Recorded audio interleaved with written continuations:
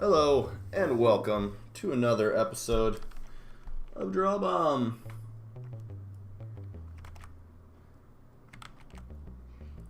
Everyone's favorite Monday activity, watching DrawBomb. Me included. I get excited for it. I just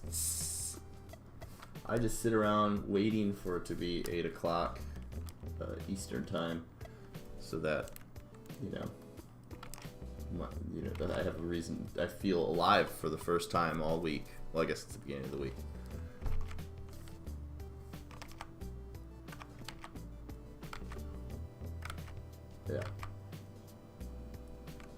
Yeah, I've memorized almost all the episodes, all the things we say. Like, if I can watch them along and I can just quote the whole thing all the way through.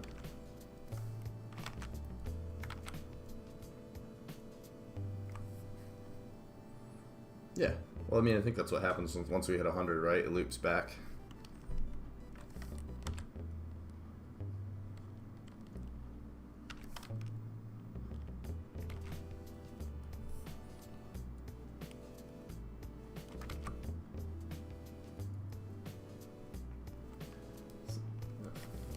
Exactly. Boy, it'd be easier to tell you what DrawBomb isn't, because this show wears many hats.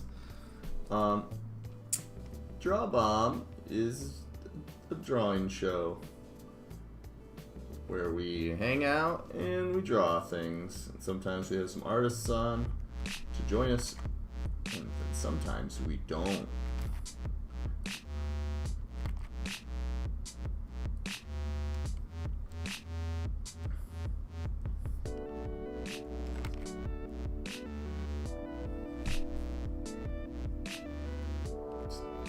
They need to prepare themselves mentally and physically. We have a rigorous test before you can be let on the show.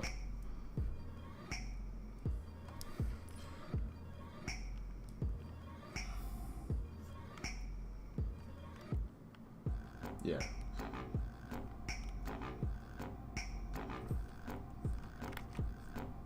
Yeah, we test them all.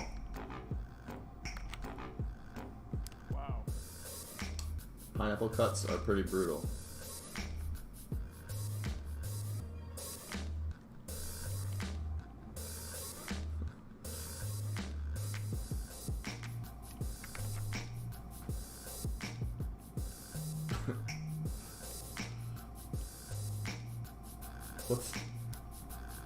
Well, round 3 very clearly is you have to do a tightrope walk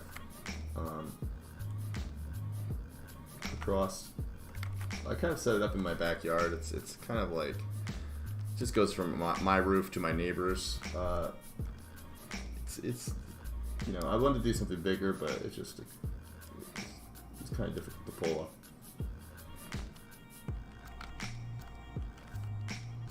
Yeah.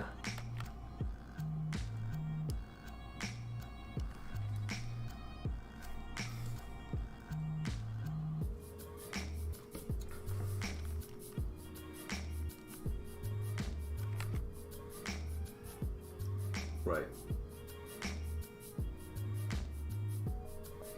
Yeah. I was gonna get alligators, but tigers ended up being more cost effective.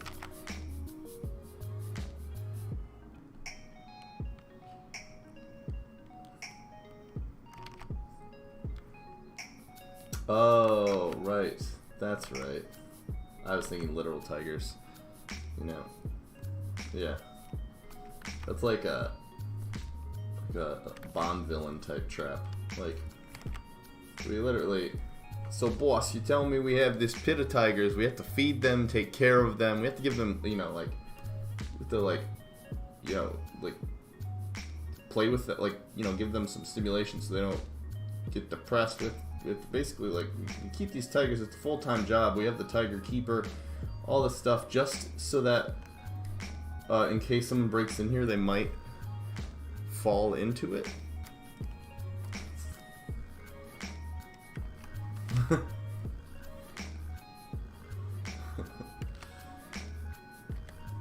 Wow.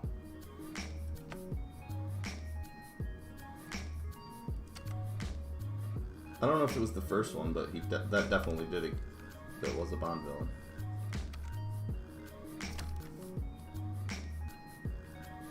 Yeah, plus James Bond, you know, has been making those forever.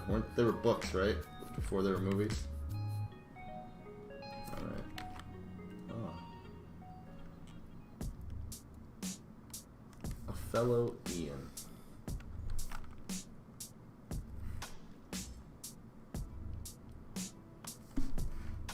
Oh, what a jerk.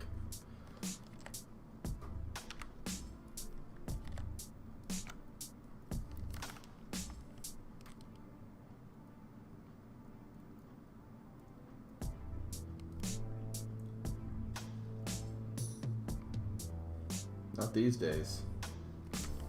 I don't... Oh, nice. There you go.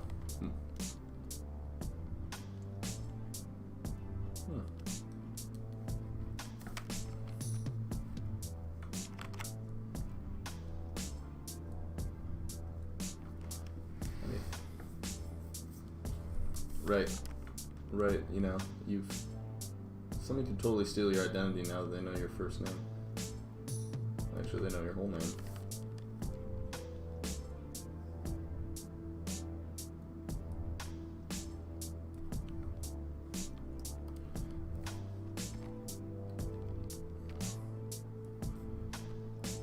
I think my name's pretty common. I believe so. Okay. First off, like Chapman, if you go like to like the UK or England or whatever, like that's super common there. It's like Smith. Yeah, it sure was. And then Brandon, I don't know about that, but.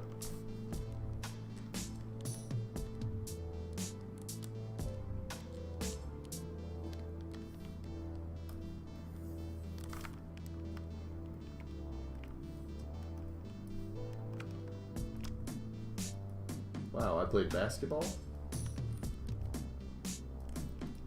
Wow, basketball, that's cool.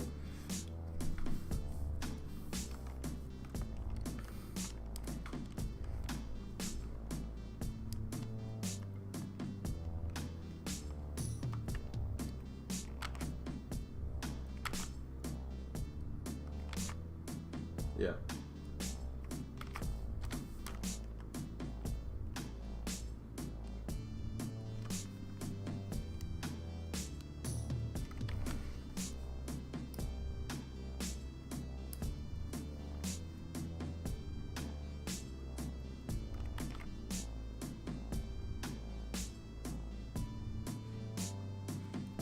We're gonna get to the bottom of this.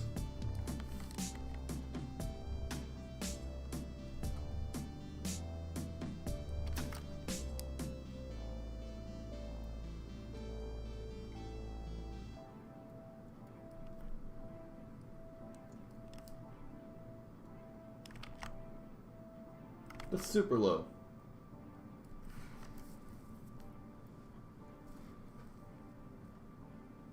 Once again, I don't believe that that's accurate. Only 100,000? That seems...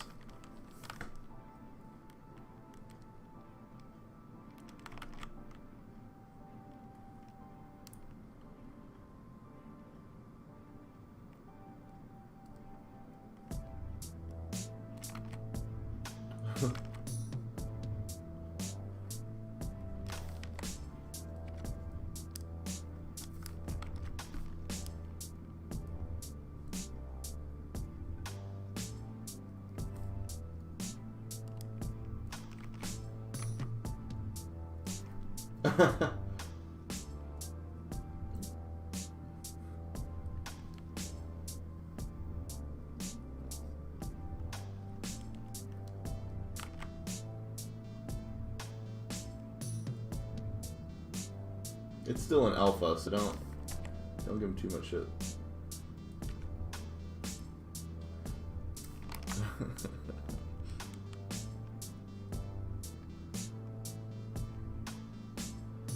Boy, I've been working a lot. I know it's kind of always my answer, but my work at my day job is very busy right now, so that's taking a lot of my time. And then I have some commissions I'm working on, and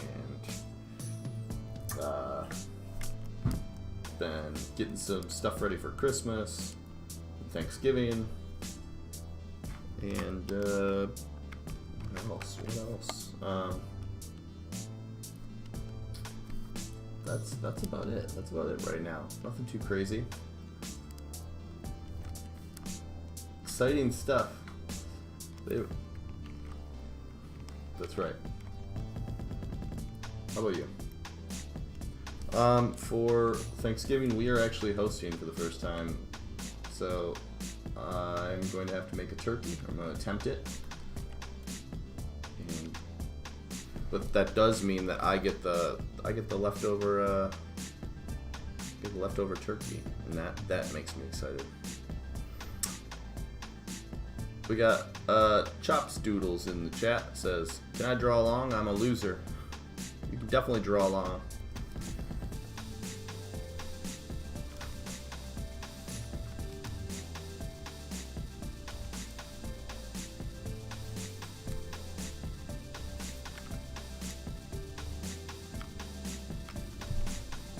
And we'll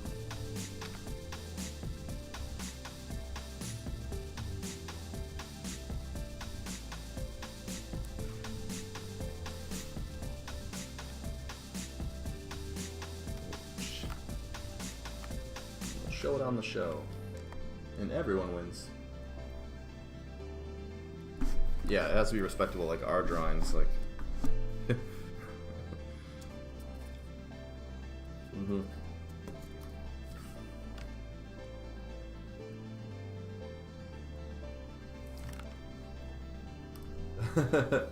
Nobody gets hurt.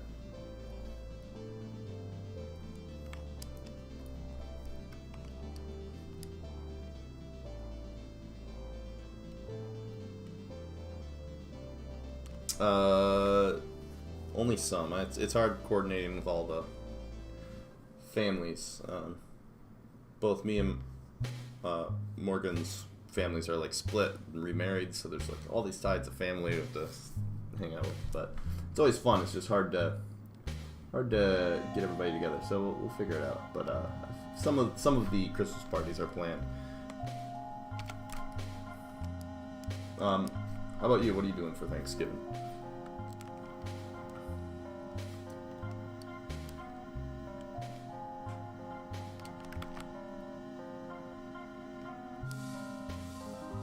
Nice. They sure are.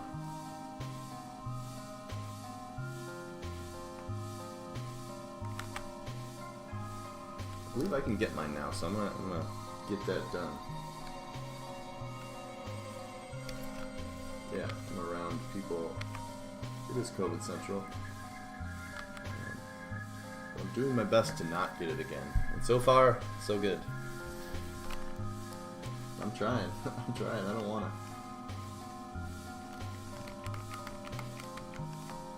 God, I hope that's not true. I don't want that.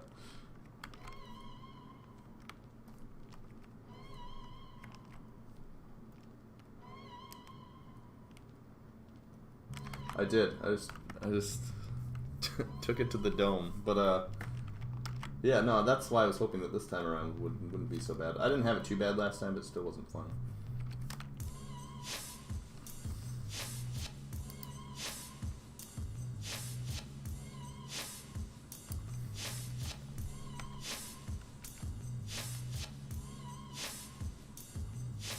No bueno. I would bet you're right.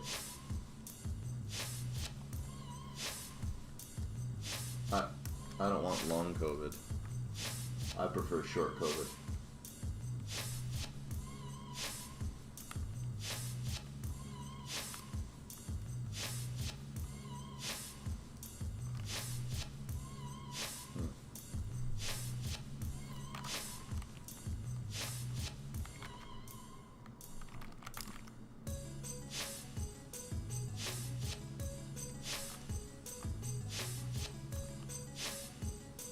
Right.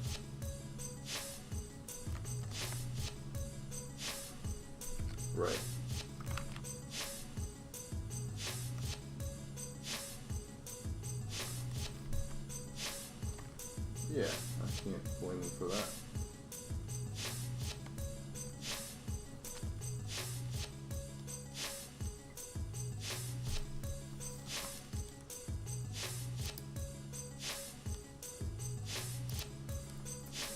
That, boy, what a time.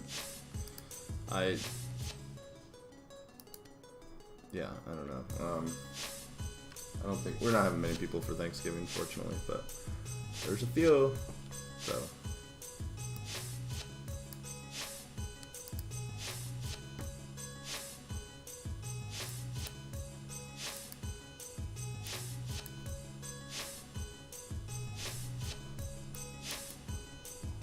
Yeah, that's nice.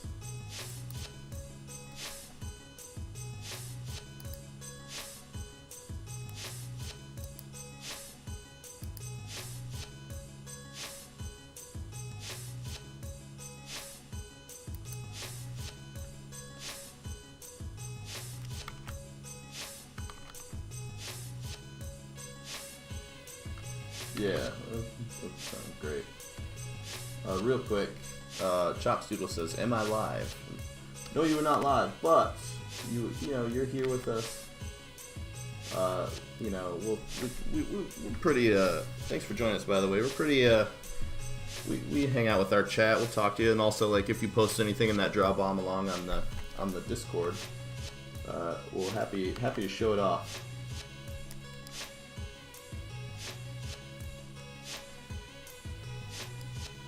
Right.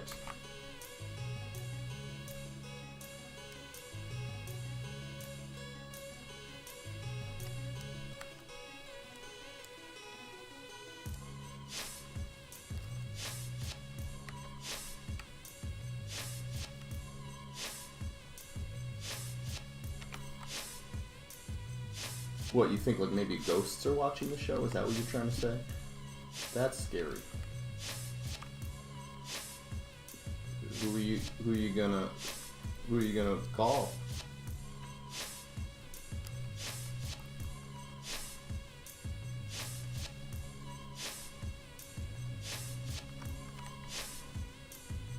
Oh. Right. Well, they're not big fans. Oh yeah. The new one. Okay, I gotcha. So.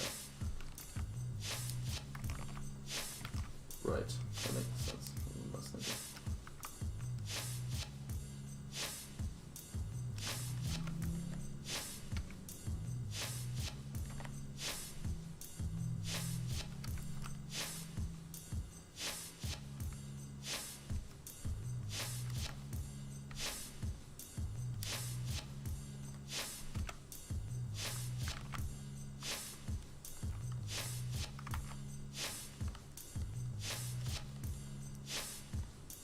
Nah, I take it back. I'm interested now.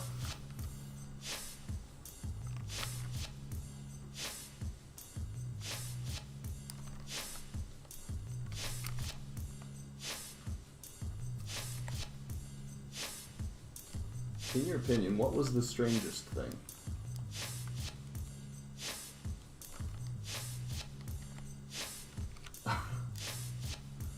Gary Busey's son in Stranger Things? Who is he? Oh, okay. Wow.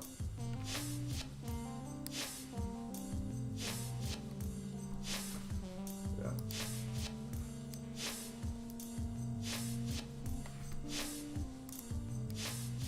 Also known for his role in Starship Troopers. Okay, yeah, you're right. You know who else was in Stranger Things Season 3 was Carrie Elwes. Carrie Elwes? Yeah.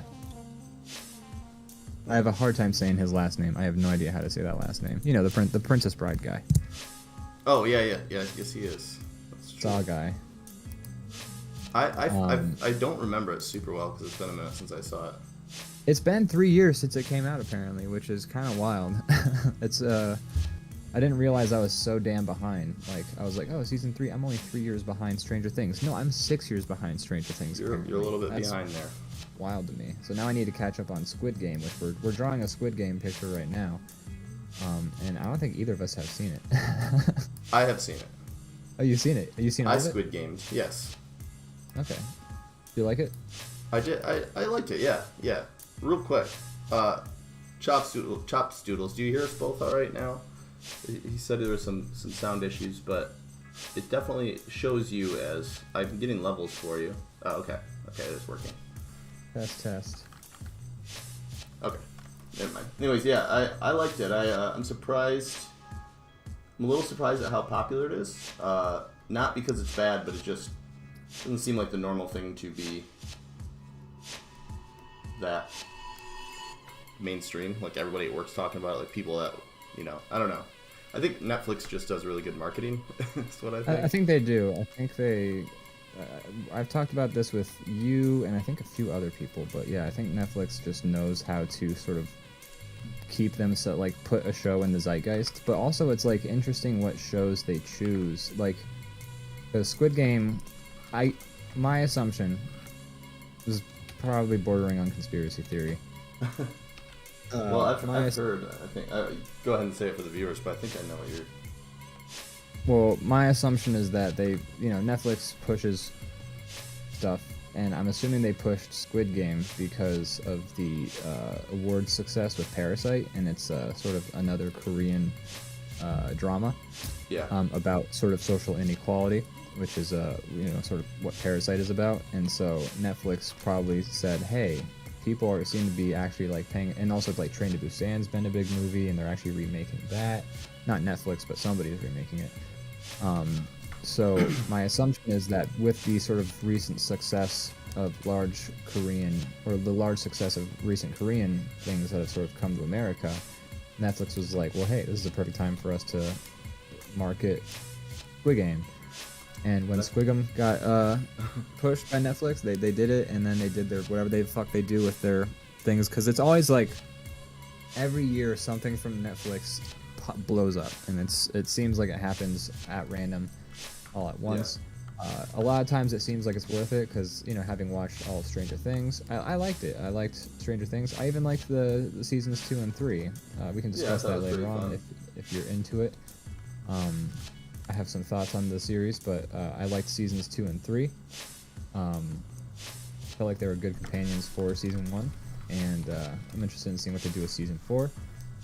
But then, before that, it was like, Bird Box? And I've seen Bird Box, and that movie's trash. And so I don't know what... Oh, God, I always sing his praises. Yeah. I think it was such a brilliant idea how in Bird Box they give away, all of the who's gonna live and who's gonna die in the opening sort of in media res sort of structure of the story, because that's not a complete failure of storytelling right there. But yeah, people Bird Box blew up, and that was a shit movie, and I don't know, I think people liked that because they were looking for a planking sort of thing. They were like, oh, if we Bird Box, do the Bird Box challenge, it's like planking. It's all, it all feels very artificially done, but people are happy to play into it because I think people are also eager to sort of find the next, quote-unquote water cooler show. Yeah. And with streaming, since a lot of the episodes come out immediately, it's not so much you get that sort of water cooler. In order to sort of do that water cooler thing, it's you have to binge the whole show. So I think Netflix is sort of riding on people wanting to sort of have a show to talk about after Game of Thrones has done its part. I think you're right. I think that's a big part of it. It's the social aspect of it. But yeah, they always have one kind of cultural phenomenon almost every year where it's everybody's pumped about it. Like clockwork, and I don't know, however they're doing it, they've got a smart team that does it. Part of it is probably just quantity. They put out so much stuff. That's true. That some of it pops off, but also their marketing is pretty good. We got Wamelon in the chat. Oh hey, welcome Wamelon. Wow. Wamelon. With a and then a butt farting emoji. Yeah. Which, those are choices. Those are choices to make. So yeah, I think Netflix just has a very good marketing team. How they choose what to make blow up. Yeah, I have again, I have theories about why they choose what they chose. I think they chose Stranger Things to make pop off because 80s nostalgia has sort of been very in vogue. It's very true. Watermelon says, "How goes it, y'all?" It goes. We're doing fine. We're just talking about Netflix marketing, but I think they chose Stranger Things because 80s nostalgia is a really sort of popular sort of wave to ride, especially because there is a new Ghostbusters coming out. They tried to make a new Ghostbusters in 2016, which is when Stranger Things popped off. Bird Box, because what was it called? That movie, shit, I can't. A Quiet Place was really popular. So obviously, Bird Box was the thing to make blow up. I think also Netflix has been known to sort of sure they will put a lot of just rando shit on Netflix. That sucks. And that's kind of quantity over quality, but also Netflix will turn shows down, which means that there is some sort of person at that company who watches what gets made for Netflix and then says hey, this is good, or hey, this is bad. So somebody was like, hey, this random Stranger Things project we sunk a couple $1 million into, it's actually pretty good. 80s nostalgia is popping off. There's a new Ghostbusters coming out. Why don't we blah blah blah blah blah. So I'm assuming there's a lot of that going on. It's just sort of finding the trends, capitalizing, doing that. I think it's all smart. They know what they're doing.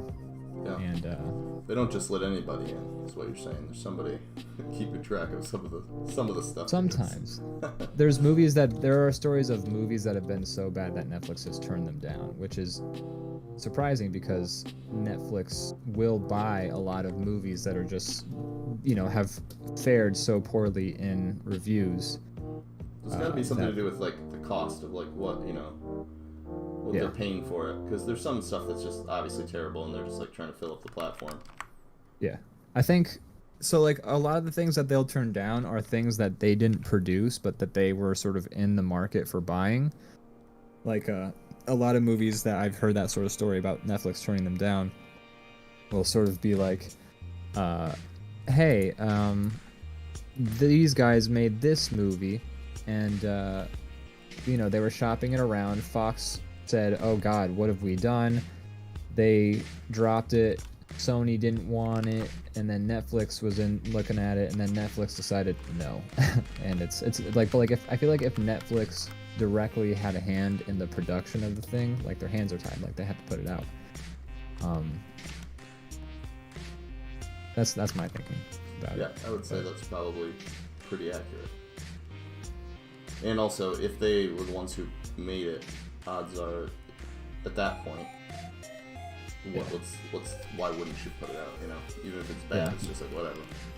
I've heard of a couple of Netflix shows that have been so bad that Netflix has dropped it and then sold it to somebody else, but I don't remember what those are off the top of my head. But I do remember hearing about a couple of those.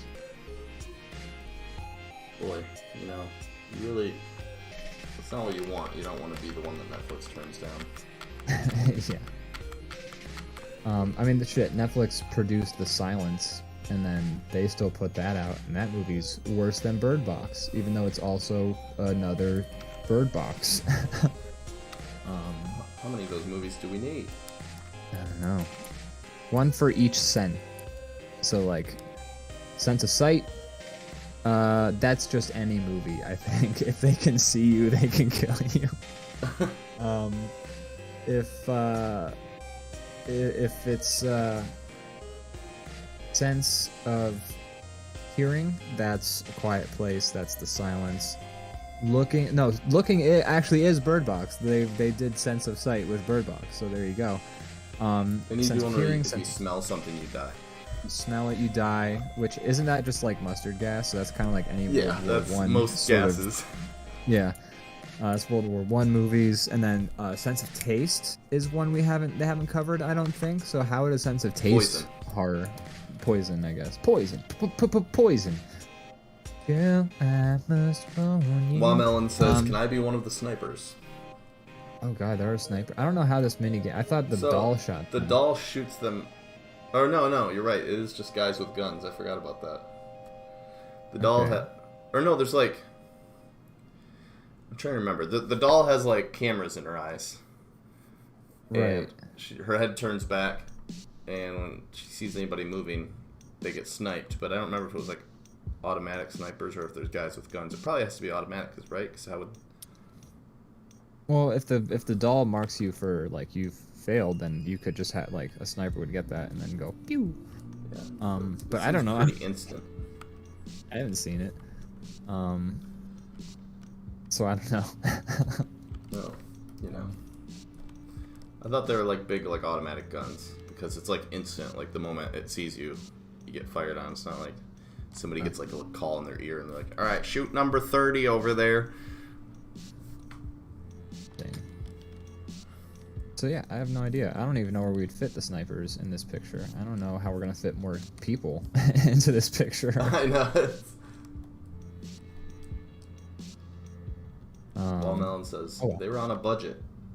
Sounds like a high budget. I mean, that's the thing is like a lot of these, like Stranger Things season 1, you can tell is made on a budget because it's a bunch of no-name actors. The use of the CGI is very minimal, and even then the CGI is probably pretty good for 2016, but it's noticeable like that it's CGI. First of all, because it's a giant monster, but also because it does look somewhat fake. I thought it was a real monster. Little do you know, you goofy fuck. But yeah, Stranger Things was definitely like a cheap show, I think season 1 at least, to make because of no actors, and like they didn't get too ambitious with it. But the later seasons get more CGI heavy, they get more production design going on. That you can tell that the budget increases. They probably had to pay the people more. Season 2, shit, they got like Samwise from the Shire in there. They got Paul Reiser in there. They probably had to pay everybody more. I don't know where I'm going with this. The budget went up. The budget went up. What did you think of season 2 and 3 of Stranger Things? Alright, so spoiler alert. Just quick rundown of what happened. Okay, first season I remember. Second season, what's going on there? There's second season is there's like those little giant things. It's got the dogs. It's the dogs. Yeah, the one kid, I forget his name. I remember everyone's name in that show when I'm watching the show, but Dustin. His name's Dustin. Dustin, the kid with the condition, the teeth thing. He finds a little pupa in like a trash can. I remember that now. Okay. And starts raising it, and calls it D'Artagnan after one of the Three Musketeers. That's a pretty strange thing to do, if you ask me. I know, fucking a kid reading Three Musketeers, like holy shit. Is it D'Artagnan? The mall and all this stuff. Yeah, the mall, the Starcourt Mall. No, is it D'Artagnan or is it pronounced D'Artagnan? Because it's French. Yeah, that's a great question. D'Artagnan is probably how you actually pronounce it. Je ne sais pas français. So yeah, I mean, season 2 is the giant, like whenever I think of season 2's monster, which I think is a very cool visual. One sec, I gotta find this. It's a picture of a monster.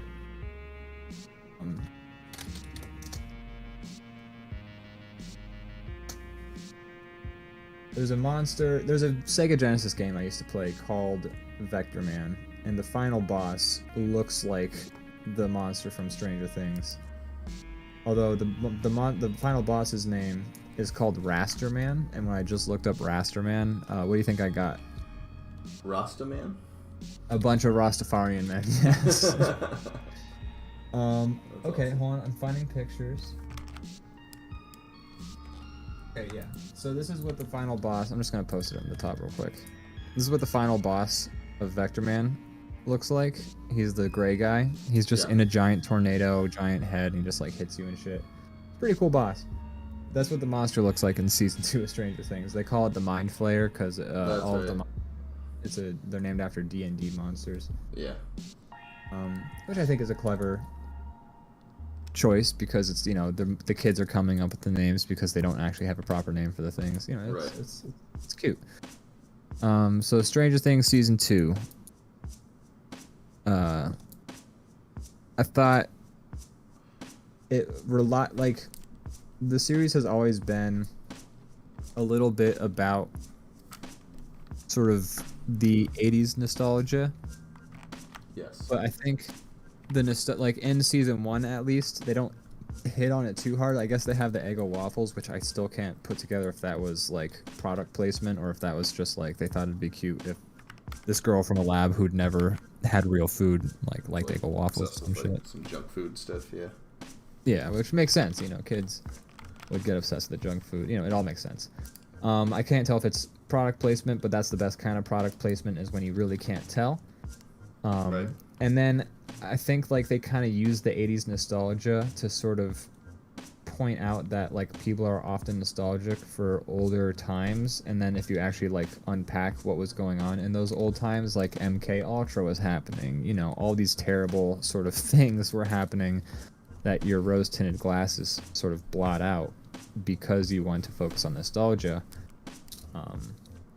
And I think that's sort of what season 1 is doing a little bit, with disappearances of kids. They were wasn't that one kid, what's the Lindbergh baby, was that the that was in the 80s though, right? Was it I'm the not Lindbergh sure when baby? that happened. I'm curious.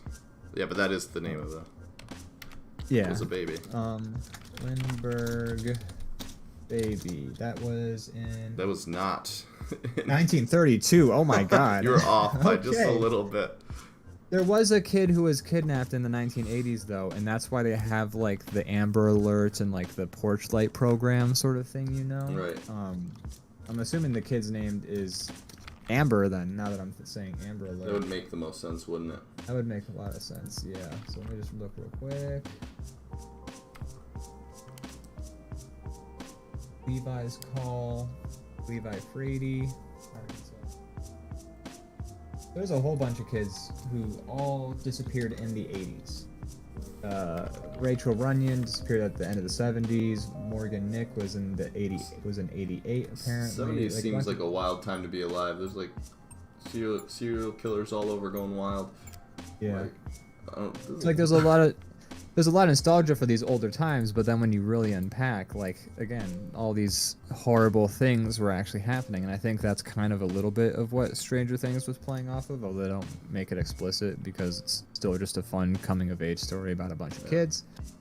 Then season 2, I felt leaned in a little harder on the nostalgia with the kids doing the Ghostbusters shit and they meet Max and Max.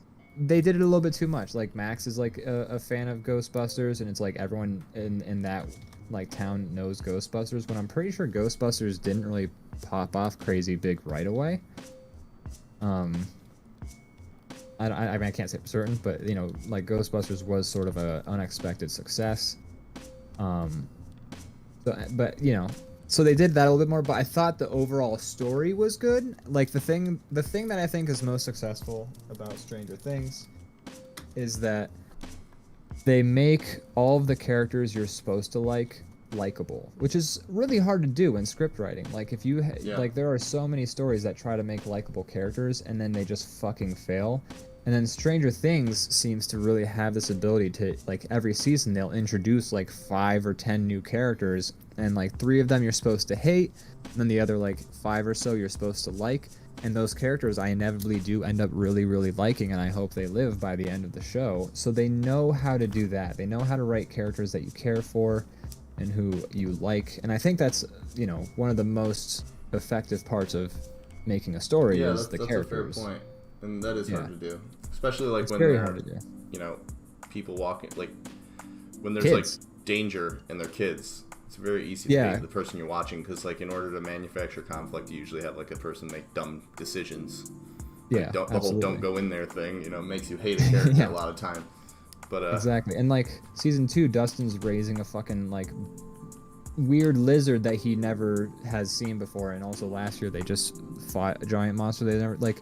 It's dumb as shit that Dustin would raise this little D'Artagnan lizard, but I still end up liking him by the end of the show, and that's good. Like that's they good make that writing, one guy who was like a villain in the first season be like one of the main characters by the end of the third. Billy? Is that his name? Is he hair. like the sort of like mustache, big ass fucking hair? No, the Paul Steve, Reiser? Or whatever the guy, they always talk about his hair. And Oh, like, Steve. Yeah, Steve. Wasn't Steve, he the villain he's like in my season favorite. 1? He's kind of a shitty person in season 1. He's not like a villain, but he's kind of like they play him up like he's gonna be that shitty 80s bully who's like very popular. He's so like sheltered that he's a piece of shit. But then they turn it around where in the like second last episode, like his friend who is an even bigger piece of shit, like is a shitty person, and then like Steve realizes that he's being an asshole, and then he offers to like sort of clean up the spray paint that he was responsible for being put up in the first place. And then at that point, it's sort of his character transformation into becoming a likable person who's grown. And then by the end of season 3, like Steve's my boy. Like I will protect Steve. Yeah, they make him like the character everyone likes the most by the end. Yeah. And his friendship with Dustin is really great too. Like he and Dustin become friends, and like that gives me a lot of joy watching that sort of like relationship play out. And that's also effective, and that's another thing that they do really well in that series is they make these characters who you hate, they make these characters who you like, and then they're smart enough to take these characters who you like, and then they pair them off, because that's the next step you're supposed to do when you set up a bunch of characters in a story, is you start pairing them off with random other characters that you like, because when you get the most interesting parts of a story, in my opinion, is not the story beats. Everyone knows every story beat by now, like the back of their hand. Like when the entire time we're watching Stranger Things, we're pretty much saying like, okay, so this is gonna happen, and like 8 out of 10 times we were right. The 2 times where we weren't right is a genuine surprise, and that's enjoyable. But like 8 out of the other 10 times you have to follow a plot, or else like you have to follow these certain beats, or it's just a very unfulfilling sort of story, and you don't want that. So where you get a lot of the fun is having these characters who you like, and then you take them and you pair them off. You take Steve and you take Dustin, throw them together, and they can't, they're sort of stuck together for a little while. How do their personalities sort of bounce off of each other? And it turns out Steve and Dustin are very fun to watch together, and then they become super best friends at the beginning of season 3, and then that's just delightful. Like their entire camaraderie in season 3 between just those 2 characters is very delightful. And then the show has the good sense to play off that. They knew that we liked that in season 2. They knew that it worked. They did it. They amplified it in season 3. And then in season 2 and 3 again, they take other sets of characters and they also pair them off. Because again, it's just that's the best way you get the most out of these characters is you have them bounce off of each other's personalities. Right. So I think that's why the show is so effective. Is it utilizes its characters very well, which is something that you actually don't see a lot in TV shows and movies nowadays. It's true, but when it works, it's great. And yeah, when it works, it's the best fantastic. Like you said, everything's kind of predictable. I mean, there's no new story structure. No, God, no. It's all been covered by Chaucer. Like, Chaucer kind of got the head start. He wrote the Canterbury Tales, where there's 26 characters, and they each tell 2 stories, and, like, you get so many of the archetypes from just Canterbury Tales. Like, he covered it. Like, it's now we're just playing, like... Yeah, we're playing fill in the gaps, and we're... that's fine. It's fine. Like we've come, like it's gonna be like you have to come up with a radically insane process to come up with a new idea, and that's why when that happens, it really blows up. But since we can't all come up with like a world-breaking idea for a story, having these characters that you enjoy watching and whose personalities are enjoyably sort of working with each other, it's the next best thing you can do, and the show has the good sense to do that really, really well. Captain Sheepy in the chat dropping some major Squid Game spoilers, saying, I like the episode of Squid Game where Ram gets an ear infection and almost dies, but his brother Quark doesn't really care and just docks his pay, so Chief O'Brien helps Ram form a meeting with everyone working at Quark's bar, and then Ram becomes an engineer on Deep Space Nine. Yeah, I liked that part too, but I do think the dub was bad. The dub was bad. I think they didn't do a very good job. I think when they talk about the Deep Space Nine, the translation is actually it's actually saying something completely different than what we're reading. But that's You're a whole talking different sub. story. I'm talking sub. Oh yeah, we're talking subs. Let me ask you something. Let's stop talking about strictly pop culture that's already 4 years old. What, Stranger Things didn't just come out? Well, they're coming out the new season in 2022, which I get to be very excited for now. Wow, wait. What a wait. 3 years of waiting between season 2. They do things at the end of season 3 where I'm like, oh man, and then we have to wait. Well, at least you watched it late. That's a smart way to do it. You don't have to wait as long. It is. That's true, and I've always had that luck. Like I didn't play Half-Life until like months before Half-Life 2 came out. I didn't watch Stranger Things until like a few months before Stranger Things season 4 is going to come out. So pays off to be a hipster. You wait till. Yes, it does. What were you were gonna ask me about subs and dubs? I think. Oh yeah, subs or dubs. Depends. If the subs are good, if the dubs are good, I like me some dubs because I like to. It's a commitment to watch a show and not be able to like look down at my phone or. This is true. Look away for a second. This is very true. So honestly, like when I did watch Squid Game, I went through it very slowly because I was like, all right, I have to be like in the mood to be fully focused on this. And I like the original performance better, which is great, but just the fact that I don't know, my attention is never usually 100% on my show I'm watching makes it harder for me to. Yeah. But yeah, if the performance is good in the dubs, then that's great. But I've seen a lot of bad dubs, and I usually switch over to the sub as soon as I'm like not enjoying that. Yeah. What are some bad dubs that have really stuck out at you? So Squid Game, I didn't actually watch the dub, but I've seen some clips of it, and it's like comedically bad. Oh boy. From what I've seen, like it's kind of almost like a meme at this point. A lot of people are like you're kidding me, like this is horrible. And I also really. Maybe it's because I watched it originally subbed and now to watch it over it changes the tone, but I didn't like the dub of One Punch Man. I knew you were gonna say that next, but I still wanted to let you get there by yourself. I had watched it all subbed first, so then when I tried to watch it with the dub, it was like it felt different tonally just from the voice actor, and a lot of the timing and stuff was kind of not as good in my opinion. So I just didn't enjoy that, and I switched back. That was something, and like there's a lot of times where it's almost like subs versus dubs wouldn't matter because like unless like the dub is like I watched Oldboy dubbed. Well, I tried to watch Oldboy dubbed when it was first on Netflix. Oh, that Spike Lee movie? Yeah, the Spike Lee movie with Josh Brolin. And I gotta tell you, the dub was god awful, and I had never seen the movie before, but I knew just by watching it, like, this is terrible. Like, the voices were like so like beyond anime, over the top. Is that how Squid Game is bad? Like how the dub is? It's just like it's really shitty voice acting. It just seems like bad acting. So yeah, so like Oldboy's dub is good god awful. And they get the tone all wrong and stuff like that. Yeah. I don't know. I haven't watched all of it, but I've just seen some clips.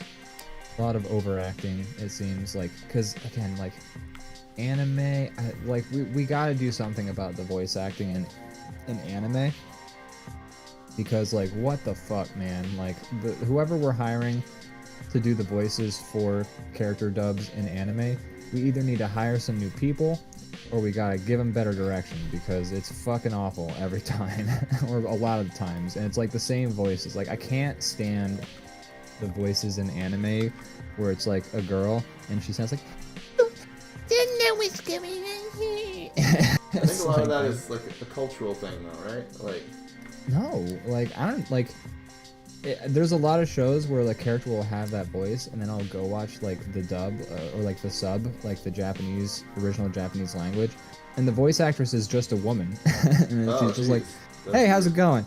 And then like you watch the anime dub, and it's like. Alright, so we're the culture to blame for that, it sounds like. We're the culture to blame, I think. I mean, there's a little bit of that sometimes, but it's not nearly as like annoying as like in the fucking.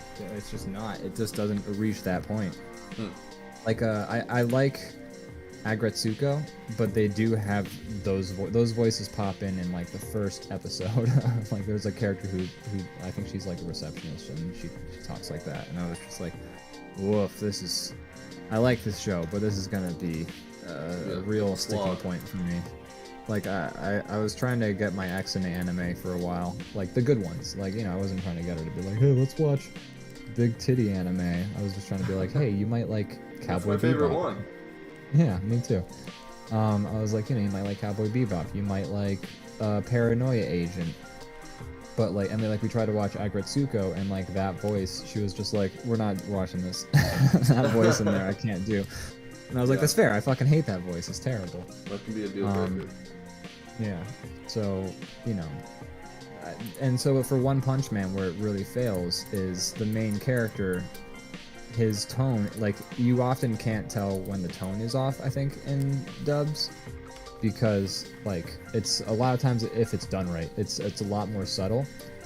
So, like, in One Punch Man, if you had just watched the dubs, it's like a guy who just sounds like an anime protagonist. But, like, the real brilliance of One Punch Man is that in the subs, like, how disinterested the main character actually sounds. Like, he's just always like, someone will, like, blow up his entire, like, country, and then he'll just be like, oh.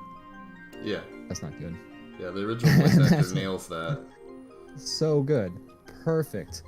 But, you know, there's none of that in the dub, and that's, like, such a misfire. And, in the Cowboy Bebop movie, like, the Cowboy Bebop dub is considered one of the best dubs of all time. Apparently, the original director, he had a hand in choosing who did the voices and stuff like that. Like, so apparently there's a lot of sort of cooperation between, you know, the dub team and, like, the original creator. It wasn't like an afterthought. It was, like, part of the...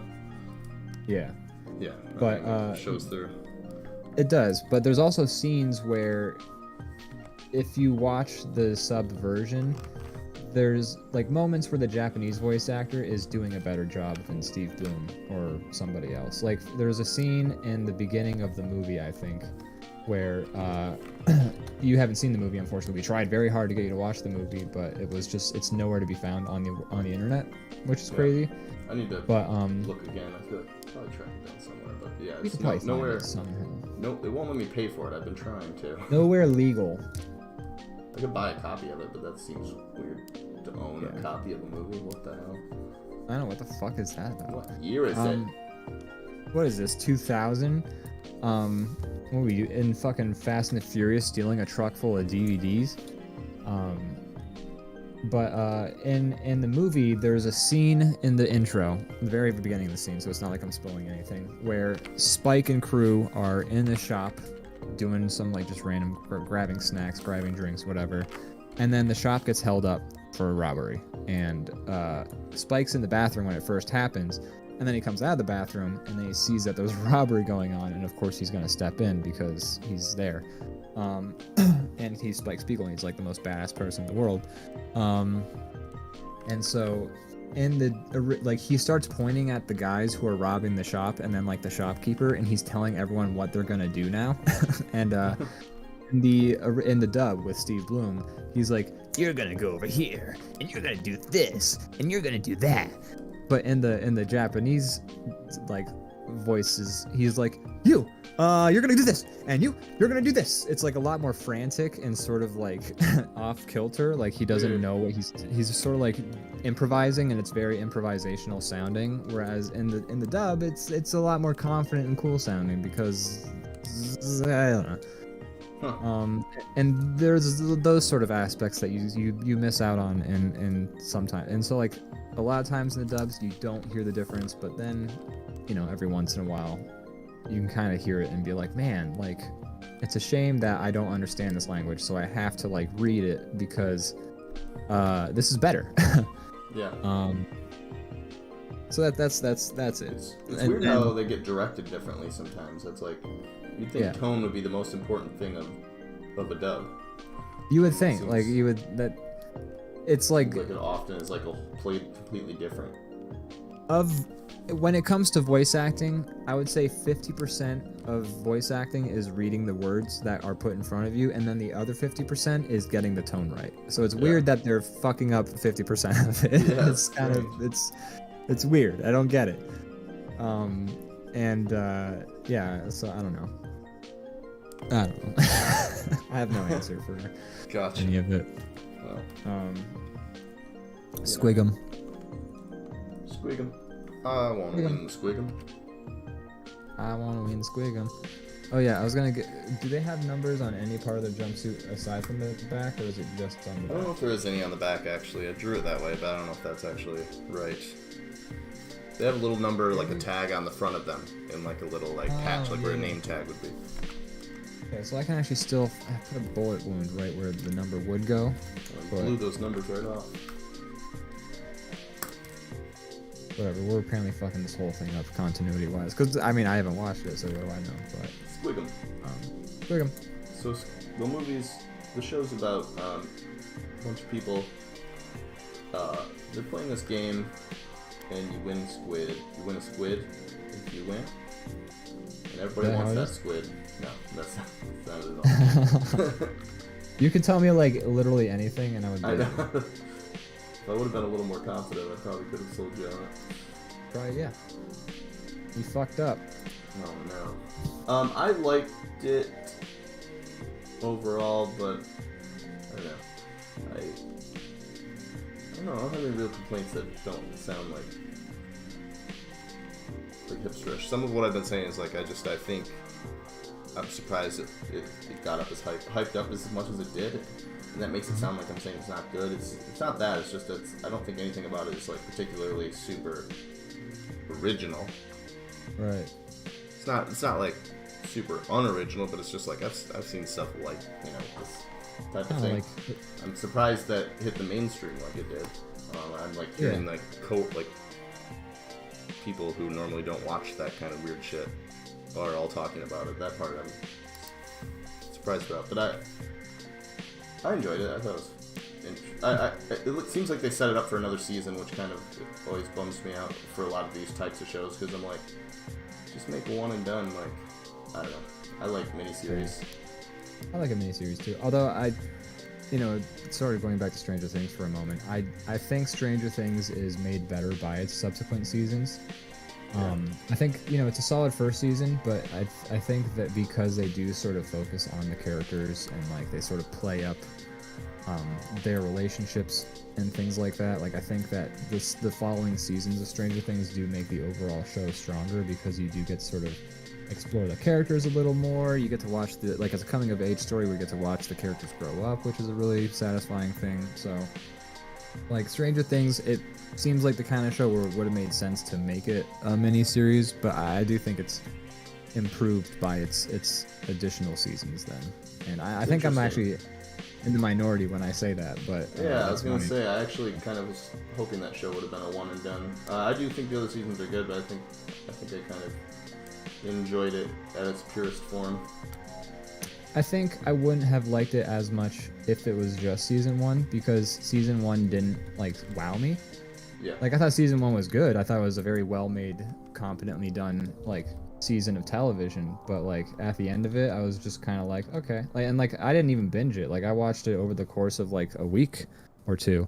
Right. Which is usually helps a show sort of stick in your mind more, is if you don't binge it all in one go. Because if you binge something, it all blends together, and you're just kind of like, oh, I watched that thing. Toss it into the memory pit. But for season 1 of Stranger Things, like, I thought it was fun, but then I was kind of like, okay, like, that's it. It's over. Like, cool. That was fine, I guess. But because the following seasons you get to sort of be with the characters more, and they get to develop their relationships more. After that, the show now is sort of more firmly stuck in my head, because I ended up getting this chance to like these characters more. So that's fair. I understand why the thought would be like, hey, I wish Stranger Things was a one-season show. I think it is. I've already said my thesis. Yeah. So. I think they did a good job, but I often think a show does better when they are planning the whole start to finish out, you know, and not being like, well, if we get renewed, then we'll figure out what we're doing next season. Let's leave it open just in case we do, you know, but they did a good job. I want to say I agree with that, but also, I mean, some of our best shows have come from, like, being unexpectedly successful, and then, like, they didn't, like, Breaking Bad didn't plan any of its shit ahead of time. They would sort of, like, didn't expect the show to pop off like it did, and then afterwards they were like, oh shit, I guess we have to do the rest of the show. I mean, I don't think the last season was as strong as the other seasons, but, you know, the season with Gustavo Fring and all that stuff, that wasn't in the cards when the show first came out. It's a good season. You know. Real quick, Shiny Doggy in the chat. Welcome, Shiny Doggy. Shiny Doggy, oh my goodness. The shiniest doggy. Shiny Doggy says, Ian, your hair is so long. Do you use it as a scarf now? I actually probably could. I can wrap it around a little bit. It keeps my neck just a little warmer. You're gonna get in some, like, Final Destination situation. Oh god. Ooh. With hair? That sounds like you're saying I'm gonna get scalped. An ascot. Ooh. I can, like, tuck it under my shirt and then pop it out. Can you, like, tie it together from both sides so it's like a little, like, you know what I mean? Like it's like a braid? Can you, like, take some from each side and tie it together in the middle so it's like a chin strap? Oh, I can do that, yeah. I've actually been meaning to do that, but I've been meaning to play around with, like, making some, like I wanted to come on the show sometime and have, like, twin tails, you know? Sometime. There you go. Do it. I think it'd be fun. Are you good with do a little bit of a hair? Yeah, I'm fine with this drawing. But yeah, it's getting real long. I told myself I would cut it when I felt like pandemic was over. Now I don't know if that will end up with me ever cutting it, but I'm super sick of having long hair. Like, if anyone in the world has long hair, my heart goes out to you. This People do have long hair in the world. Pain. I've seen crazy to me.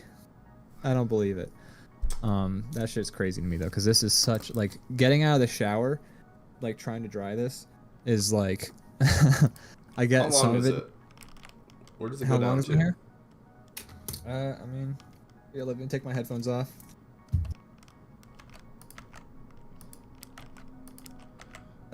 Hey, that's pretty long.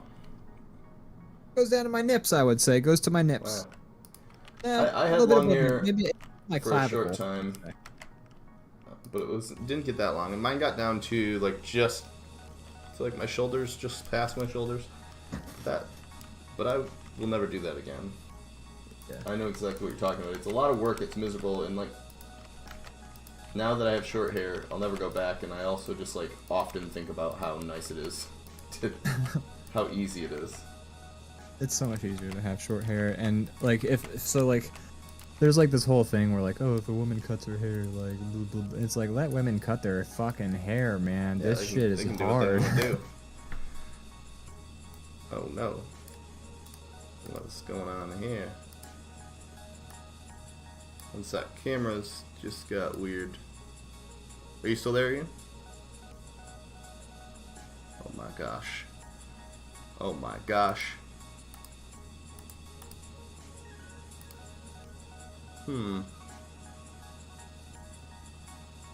Hold on one moment here.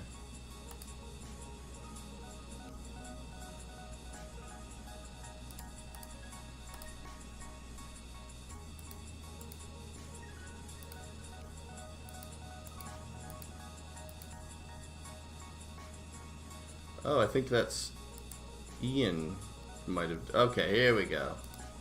All right. We're coming back now.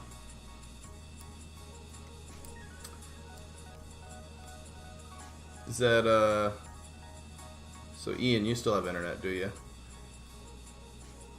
It looks like... Let's see what's going on here.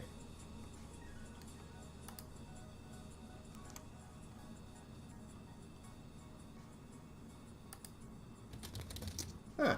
Alright. Don't know what that's about, but let me get this. Seems like we're up and running again. I don't know what happened there. That was weird. I think Discord took a fart. Sometimes that happens. But it was weird because I was able to join other servers. I checked my internet was. Yeah, that's what I was checking too. Because at first I thought it was something I did, and then I saw you were still on, so I'm not sure. Anyways, we're back and running. We should do a prompt. We should do a prompt. But Shiny Doggy, real quick. Shiny Doggy says her hair is 1.5 feet longer than mine. So, Wow. oh my god. Women's hair attacked you for saying to cut it. You know what? I guess you're right. You're absolutely right about that. I'm sorry, women's hair. Don't come after me. Your hair is very pretty. I'm not saying I don't appreciate the long hair. It looks great. Whatever you're putting in it looks fantastic. If you ever did want to buzz your hair or something like that, I will never ever like judge. Is all I'm gonna say. Whatever women want to do with their hair, like they are allowed to do it. Obviously, just in general. But you know, I completely sympathize for every situation. Hair is what attacked your Discord. God, I think that's what we should draw next. That's our prompt, Sentient right? Hair. And not like Cousin It though, like sentient hair. Like when you say not, like, you're saying not somebody with really long hair. You're saying just hair. Just like a sentient hair. Okay. What would that look like? That's a great question. If you'd like to draw along, draw your version of sentient hair, post it in the Discord, and we will show it off. That's right. Let me check the Discord real quick. Somebody was talking about, you know, maybe they'll post in it. DrawBomb along. Nope. Okay. Just Did we ever show off Morgan's catnip drawing? I want to say we did. Okay. We did. It's a good one. It is a good one. It's a great drawing. I like it. There are so many people who will say, like, if you talk to them about it, they'll be like, I can't draw. And then, like, you put, like, paint or you play Gartic Phone with them, and then all of a sudden they're incredible. Yeah. Like, they're humble. Yeah, they're humble, which is, like, I suck at drawing in comparison to a lot of other people who also call themselves artists. And like, what am I doing? Like, you know, there's a group of people who I play Gartic Phone with a couple times, and the one person, he goes by Pickle Ricky. You'll never hear him talk about his drawing skills. He's very good at tech, very good at like League of Legends, shit like that. But you know, he never talks about being able to draw. You play Gartic Phone with him though, he does some of my favorite drawings of like the whole, and like the rest of us are artists, and like Pickle Ricky has done some of my favorite drawings. And that's awesome. Yeah, and he just never mentions that he can actually draw like a mofo. Like, I think he's doing it on a mouse too, like on a ding dang keyboard mouse. All the more impressive. Yeah, so you know, shout out to Pickle Ricky, you draw very well. But yeah, if anyone thinks that they might want to do a drawing or so, come on into the chat and post in the draw along. If you have hair, if you want to talk about hair, God, I can talk about hair all day. I'm excited to get my hair. You think you're going bald? Slightly. I don't know if it's. I don't know if I'll ever lose it all. The thing is, I have like, kind of like it goes up. I'm wearing a hat now, so you can't see it. But like it goes up quite a bit up here, and as long as this doesn't disconnect, we're good. If there's ever this ever no longer connects, we're just we're calling it a wash, and we're gonna buzz it.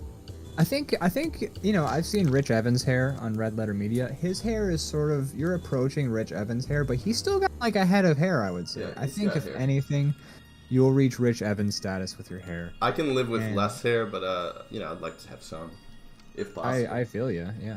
Well, would you ever consider Bosley? Probably not. I don't care that much. I don't know. That's fair. And yeah, to have like a whole medical procedure about it. Yeah, I don't think. I think I would just be like, well, you know, them's the breaks. No more hair for me. I think that's it. I think that's how I would do it. I like having hair, but if I don't, then I'll be just fine. Yeah, Van Fleb says bald is in. So I mean, they hear. So you know. It's true. I mean, you'd be on the cutting edge. Just call yourself Heisenberg. I could be like Vin Diesel. Yeah. That's right, family. Will I be faster and... I think I'll be more fast and more furious if I'm bald because you're more aerodynamic. More aerodynamic, that's correct, yeah. Maybe you can put like a spoiler on the back of your head. Whoa. That would be awesome. I could gel the back because, of course, that hair will stay. Maybe that's like the Larry David haircut where it just goes behind the back of your head. Isn't that kind of like a spoiler for your head, you know? It kind of is. It kind of like pushes the wind force down, adds some drag. That is not something I will do. That's the wraparound. Yeah, like the Gregorian monk. Yeah, that's somebody who is not accepting the fact that they are bald. That's true. They're holding on. They're just retaining every here's the thing. If I were to go bald, I would get the Bosley, I think. Because yeah. Is that hair plugs or is that like a I think that's where you take I think it's like where you take hair from your ass and then you put it on your head. So it grows out of your head. You just take like a glue stick and yeah, exactly. Number one, I would do it because one, if I can take hair away from my ass, that's all the better, because too hairy down there is what's going on down there. We don't need that. And yeah, two, my body its priorities are out of whack. I know. More hair in all the places I don't need it. That's right. It's siphoning the hair from your head, putting it all the places you don't want it to be. It's not fair. I would, and like I've. This is gonna make me sound deranged, but I've gotten stitches on my head on like 6 separate occasions for various injuries. Yeah, like not necessarily on the head every time, but 1, 2, 3, 4, 5, 6. Wow, yeah. A lot of them are in your head. Yeah, some of them were in my mouth. One on the roof of my mouth, one on my tongue, because I almost bit like a hole through my tongue. I don't want to talk about that though. Okay. But just because it's just unpleasant to talk about. Sorry for your struggles. It's okay. Thankfully, I haven't had to ever get stitches after the age of 12. But like, which is a lot. That's like a lot. That's a lot compacted into 12 years of getting stitches in your head. That's a frequent amount of stitches. You said 6, so that's at least 1 every other year. Yeah, exactly. So I'm sure some of those years you got multiple in 1 year. Yeah, God bless my parents for putting up with like my disaster child. Why are you trying so hard to break your head open? I don't know. I guess I just leave want my brain. Yeah, exactly. You want your brains to stay in. You don't want them out. So I've gotten stitches on my head a bunch of times, so I'm sure this is like a fucking war zone up here. And also, I've like just felt my head, and like where the one stitch is, there's just like a ridge there. Yeah. It's not like a deep ridge, but it would. Saying you'd have a lumpy head. I'm assuming I have a lumpy. I'm assuming if I were to go bald, I'm gonna look like Jim Rash, like Dean Pelton from Community. Like I'm gonna. And like his head is actually normal for a white guy, like being bald, but like I'm gonna look like that but worse, and that's just not a look that's gonna work for me. It's just not. This is just not gonna work. So this guy being slapped by his own hair, he looks like the Firefox logo. He does look like the Fire. Wow, you really. That's funny. I had to like, of course, go for this stupid way of representing a mass of hair. I've been deciding, like I've been trying to give thought into when I'm gonna cut my hair, because it's a big moment after you've had it long. Yeah, and I wanna donate it for sure. Cool. So I'm probably gonna be bald a little bit, or like shaved after I cut my hair for a little while. Because like if I have all this hair, then I'm gonna cut. Like I hate to waste anything, so like if I'm gonna have a shit, like sure this is biodegradable, it's technically part of my body, it's not a waste. Someone else can use it. Someone else can use it. Like I'm gonna give it. So yeah, I'm gonna donate it. I think that's a good way to go. Yeah. Originally the plan was this was gonna be a symbolic haircut where it was when pandemic was over, cut it. It's like oh yay. But I don't even know when the fuck that's gonna happen anymore, because society is dumb and crumbling at our feet. So now at this point, I'm just deciding, like, when's the next time I expect I will be. I don't know, man. It's a big decision. Yeah. Morgan had a bunch of her hair. Like, she cut it real short. It's like down, I mean, compared to what it used to be down to like her butt. Now it's like past your shoulders. Huh. So she had some taken off. I have one friend who's got very long hair, and she's like had it long her entire life. And then the one time I was talking to her, and she was like, "Hey, check it out! I cut my hair," and I was just like, "You did?" Like, once your hair gets past a certain point, I guess you should technically know. Like, I'm not gonna, if your hair is already 5 feet long, I'm not gonna notice if you cut a foot off of it. Like, it's just, that's just the way it goes. Because, like, if your hair goes down to your butt and then you cut it, that means I'm looking at your butt, I think, right? Like, if I notice, if your hair goes down to your butt and then you cut it and then you're like, did you notice my haircut? Then that sort of assumes I'm looking at it. If they say, hey, I got my hair cut, and you go, I noticed, they go, why are you looking well, I never. I don't think it's a trap. No, I know you're making a joke. I know you're making a joke. I just want to put it out there right now. This is not some incel conversation. I don't think it's a trap. I know we're making a joke. I just wanted to fight. I just wanted to get out ahead of that one. You just didn't like the way that joke made you feel. It just made me feel like we were starting to go like getting a little bit of an incel-y sort of route. But like, yeah, if your hair goes down to your butt and then you cut it and then I notice, that sort of implies I'm looking at your butt, and I like to think I'm not a creep. I try not to do creepy things. I don't know if this is making me sound worse or better. I don't think it's. Try not to look at butts, but you know. I try not to stare at your ass. Is all I'm trying to say. If you cut your hair and it's like belly button length to shoulder length, I will notice that. Like, that's noticeable. But like, once it gets past a certain point, it has to be drastically different for me to. Someone I know from school, she completely like shaved her head, and she used to have a lot of hair, and she pulls it off. It looks pretty cool. I think it's like if you have to have the right kind of like, I think you have to have head some good and bone structure, and yeah, it has to work, but it works for her. Just like how I think there's a lot of men who can't pull off. Oh, 100%. Yeah, I'm not saying. It's not like a gender woman thing. I'm just saying, in general. We're really trying hard to hit like all the right notes of this conversation. It won't cancel us today. It's just so like.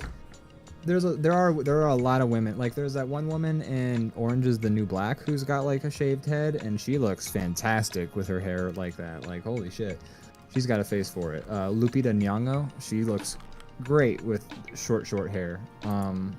There's a lot of women who like fucking Charlize Theron as Imperator Furiosa in Mad Max. Looks dynamite, absolutely dynamite. When you donate it, they tie it up loosely and just cut before the tie. Okay, so that's good to know. So, my mom keeps like offering to cut my hair, and like, no offense to my mom, but like, I go to a barber for a reason. And when I go to a barber to cut my long hair, I feel like they'll have all the proper knowledge for how to donate it. I feel like that's something they've dealt with before too. So I'll be in safer hands, I think, when I eventually do go to get a haircut. Have you ever let your mom cut it? Oh yeah, she cut my hair from like childhood up until I went to college. Oh, nice. And okay, yeah, cool. It's pretty and awesome. you know how Will looks in Stranger Things? I do. That's at the end of the conversation right there. So anyways, I go to a barber now, and they do a fantastic job with my hair. I've had a couple of haircuts where I'm just like, this is the best I've ever looked, and those are important.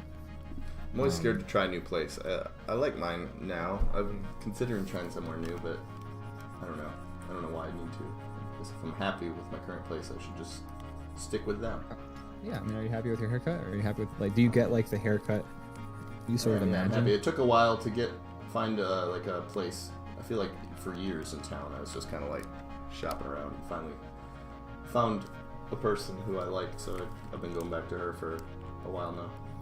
I think the hard part I have is describing the way I want my hair. What? The hard part? The hard part. I want a hard part down the middle. That's the hard part. No, that's the hard part right there. No, but the hard part is, for me, is describing how I want my hair to look, because I will, for the life of me, give a description of like what I want my hair to do. Like, I'll try my best, and like I feel like I'm never quite getting across. It's difficult. The vision in my head, you know. Gotta have like pictures or know like the actual terms. Exactly. Otherwise, you're kind of gonna just kind of roll the dice. Yeah, exactly. And you know, if you go to a stylist or you go to like a professional barber, they generally have a good idea. I feel like of what looks good at least. Yeah. So you can when I kind go of to like a new place, I give them a little like, I'm like, all right, here's kind of what I want, but also feel free to take some creative liberties. I trust you a little bit. yeah. So so yeah, getting a haircut. It's going to be interesting going back to it because I also feel like my social skills have just gone down the tube during pandemic. So. And everyone knows you're required to talk for an entire haircut. God, you know, I do a pretty good job in the barber's chair. How do you feel like you do in the barber's chair? Like, I feel like I've gotten better now that I go back to the same person. That helps, so we actually have things to talk about. But I've struggled with that my whole life previous to this because I'm just like, I don't know, what are we talking about? It's like, yeah. It's almost like the dentist, except you know their hands are in your mouth, but they just like just ask you all these questions, same questions every time. Like I hate small talk. I'm not good. I get it though. I mean, I'm not like I get it. I'm not like annoyed that they're doing it. I'm like, yeah. You know, sometimes I'm just like, can I just sit here quietly? I wish I could ask that, but it feels so rude to snub a haircut. Yeah. Like it is kind of rude. It is. I mean, granted, you're you're paying Larry for it, David so had no ultimately, at problem. the end of the day, if you don't want to talk, you don't have to talk. But If Larry Silver. David had hair, there would be an episode of Curb Your Enthusiasm where he goes to the barber, sits down in the chair, barber starts to have a conversation with him, and then Larry goes, I don't want to talk today. This whole small talk thing, when I get my hair cut, it's not necessary. We don't need to do it. And the barber gets mad, gives Larry a shitty haircut. Isn't there one where he's in a car and the driver's trying to talk to him and he pretends he can't hear or something like that? That does happen, yeah, exactly. So, there you go. Basically the same exact plot, but you know, they've shifted the occupation. But that would be totally an episode that would happen in it. And then, you know, Larry would come in, he would come home, and fucking Leon would see him, and then he'd be like, I can't do this fucking shit, Larry.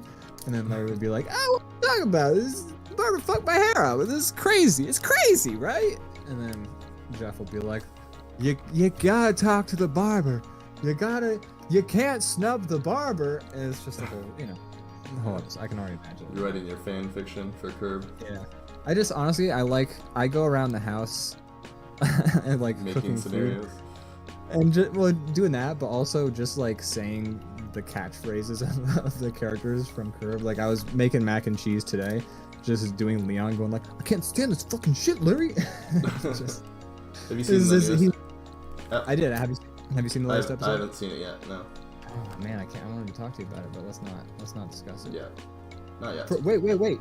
This means that for once in my life, you're ahead of me. I'm actually more caught up on Curb Your Enthusiasm than you are, which I never thought would happen. Congratulations. Thank you. They said it couldn't be done. They said it couldn't be done. The mom from Modern Family, she's the guest star in this episode. Oh, cool.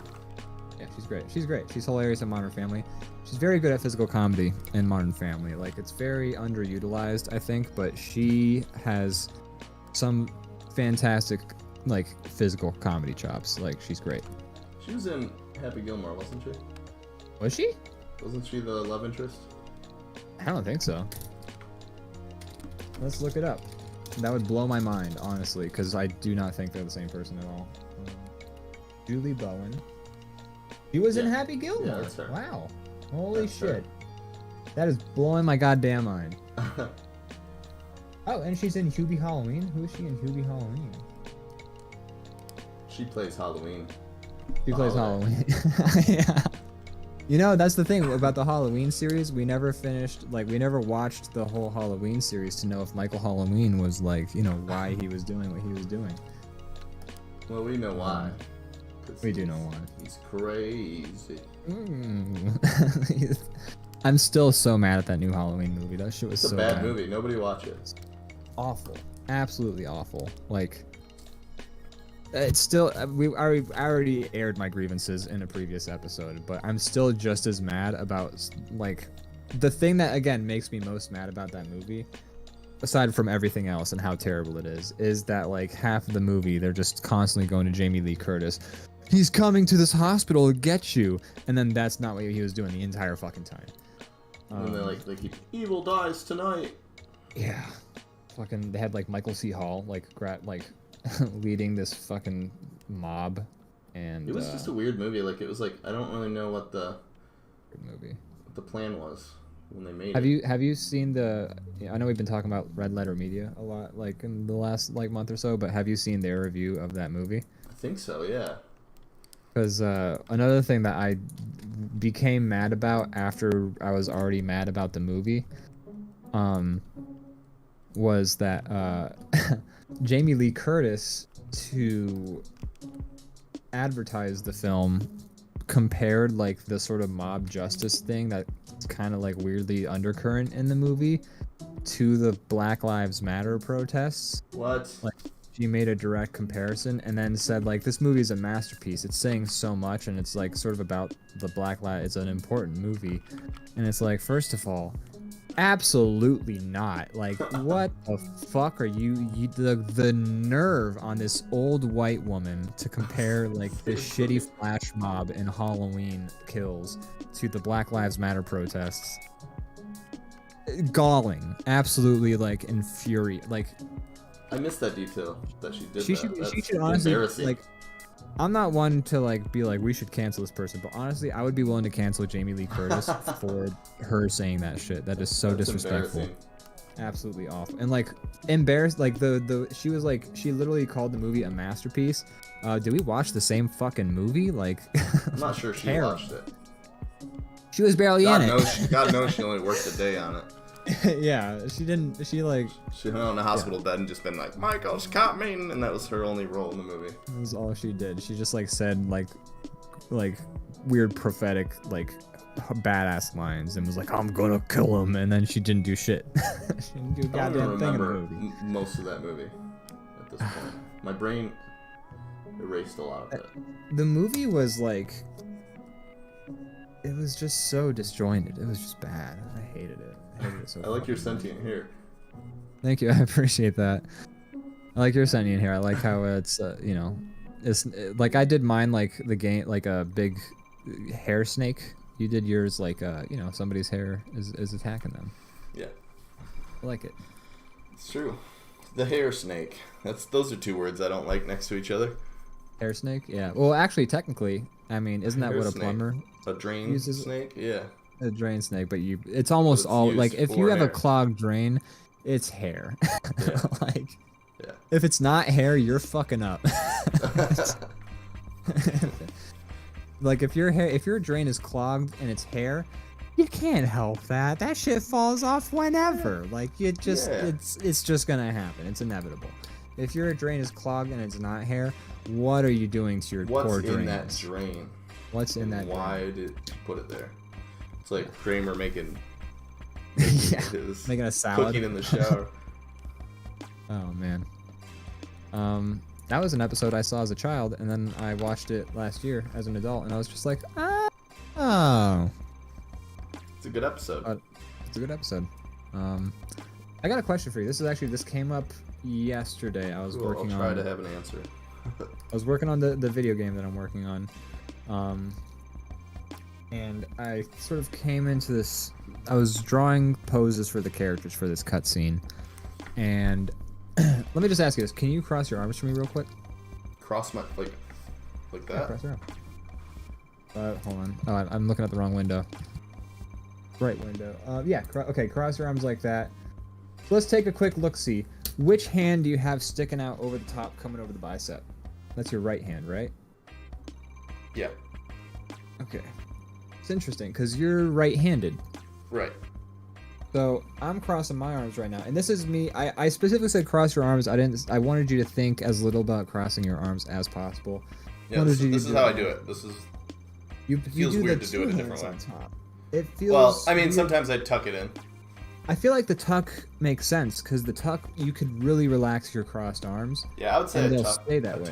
I tuck more than I do a hand on top. Yeah. Like, because if you do hand on top, tying your arms in a knot.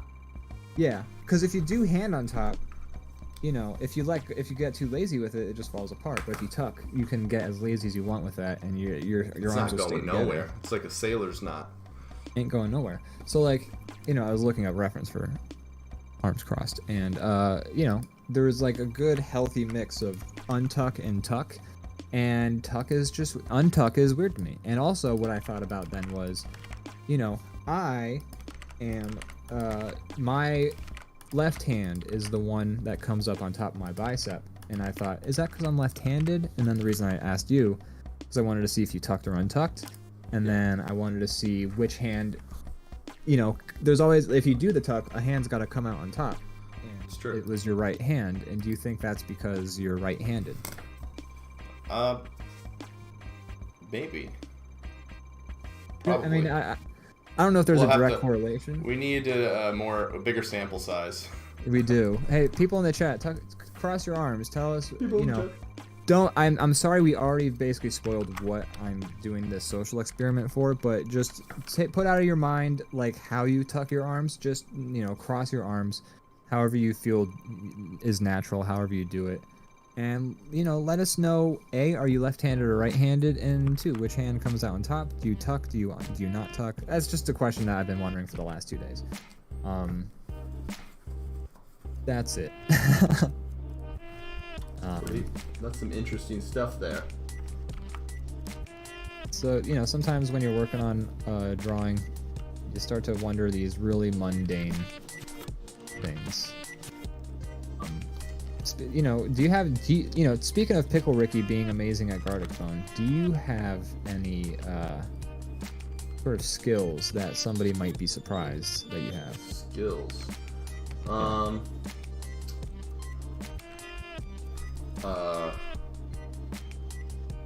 like, what are some skills that you have that maybe you don't? I don't think I'm fantastic, but like, you know, if we're doing like karaoke or something, I think I can hit a pitch. I can sing a little bit. You surprised me at karaoke when you did the high note in which song did you do again? You You did did Mr. Roboto, right? You did Mr. Roboto, correct? And you hit that high note. You hit it. Like you got that note, and that's Hit that note. like I heard the puddle. Like I was playing Gartic Phone with those folks, and the one guy sent me a video of the Puddle of Mud guy doing a Nirvana cover, and that dude. Why did they ever agree to do that? Because the dude couldn't hit the fucking like, cause it's the one. It's like. And so the Puddle of Mud guy would be like,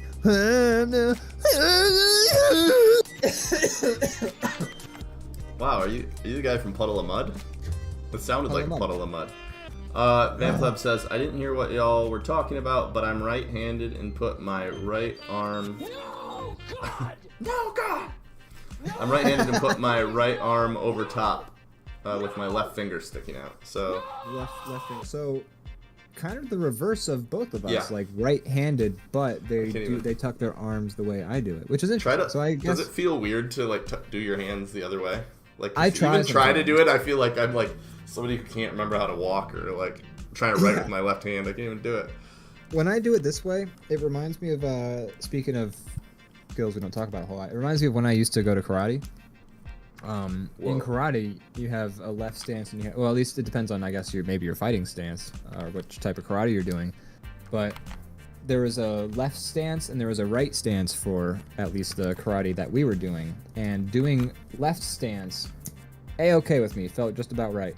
But if I switched over and I tried doing the right stance, like, it felt like I was using a whole different part of my brain. It's like trying to write with another hand. And it kind of, I get that same sensation trying to cross my arms the other way. Yeah, like I Van can Pleb do it. just said the same thing. Said I couldn't even tuck them the other way. I tried twice before getting it right. Yeah, I feel like I'm not. I probably could do it, but I stopped trying because I was embarrassed trying to do it on air. Like I'm like, Yeah. It's like trying to. Well, it's trying to pat your head and rub your tummy. You know. yeah, Like, it's like that. yeah.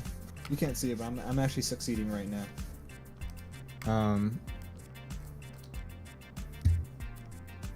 It's interesting.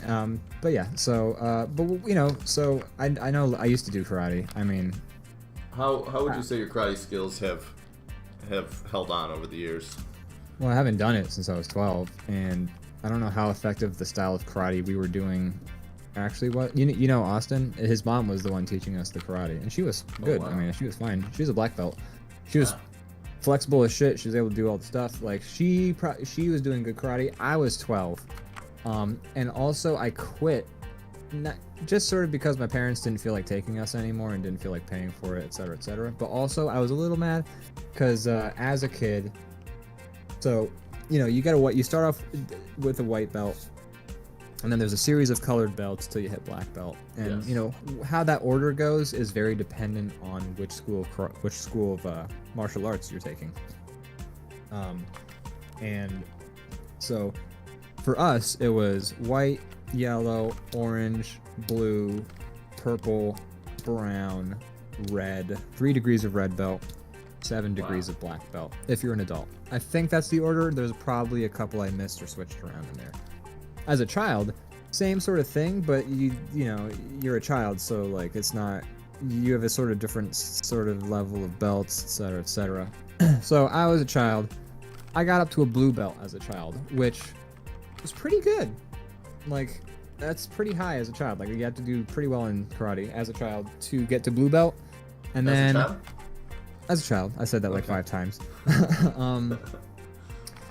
But like then I got to like 13 or something like that, and they upgraded me to like adult classes or whatever age I was. Whoa. And then made you fight like adults?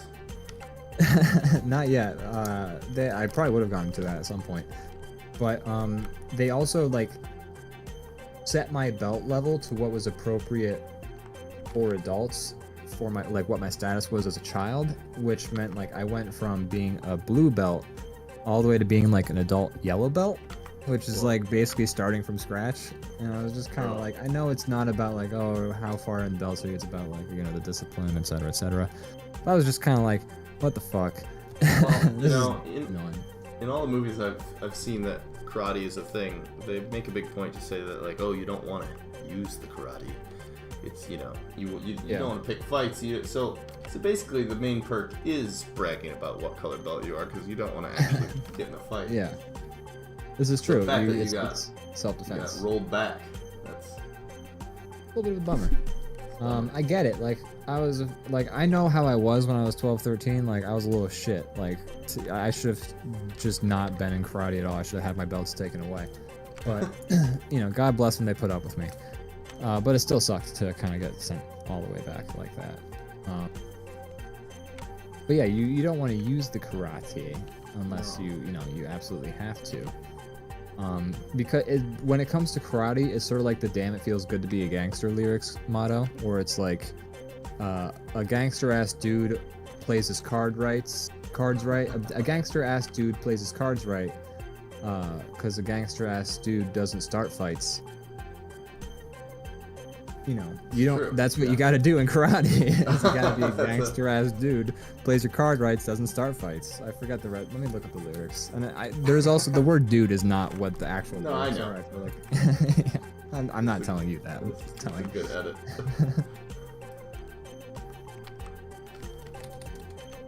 That's what I like. There's a lot of people who will like just not like when they rap a song that has that word in it, they'll oftentimes just like leave that word out, and then you have like those really courageous is a word I'm gonna choose here. Are we attributing bravery to this? No, I don't know what the proper word for it is. Idiocy, like social ineptitude. That might be. There's a whole lot going on for the white dude who chooses to sing that word with that stuff, but I just use "dude" because it's the same meaning essentially, and a lot of the times it takes up the same amount of time for the song. And it's a lot of times the hard part about substituting that word out as a white guy is something that fits the rhythm of the song. And there's 2 syllables. I don't know. I don't even know if I like talking about this. I just use the word "dude" to replace it. It's a weird conversation. I think that's a good move. Because there's this song. It's like used every other line. Yeah. Oh yeah. Okay. So, real gangster ass dude plays his cards right. A real gangster ass dude never runs his fucking mouth. Cause a real gangster ass dude don't start fights. That's karate right there. That's true. Karate. The song. I think that song is about karate. It's a song about karate. Damn, it feels good to be a gangster karate master. But yeah, it's just in, you know, dude. Or sometimes if it's like, there's some songs where it's like a 1-syllable word. There's some songs where it's a 2-syllable word. If it's a 1 syllable, it's just dude. If it's 2 syllables, it's my dude. And that's how I do it. And I've had that conversation with a black person before about how I do that. I don't remember how that conversation came up. They thought it was hilarious, so I guess that's a win. I don't know. Sure. I think it's obviously going to be different on a person-to-person basis how acceptable that is. I think it's a good move. It's a good move to just like, even if you're by yourself at home, if you're white, you shouldn't be rapping that word. Like, you should, like, don't like, because if you do that, it's gonna pop out because now you're used to saying it, and like just don't have it in your vocabulary is just the thing I would have to say. Why are we talking about this? I don't know why we're talking about this. Let's move on. Real gangster ass dude don't start fights. It's really what I'm trying to say. Karate, you don't start fights. You play your cards So when right. you go crisscross applesauce, which leg is on top? That's a great question. Let's find out.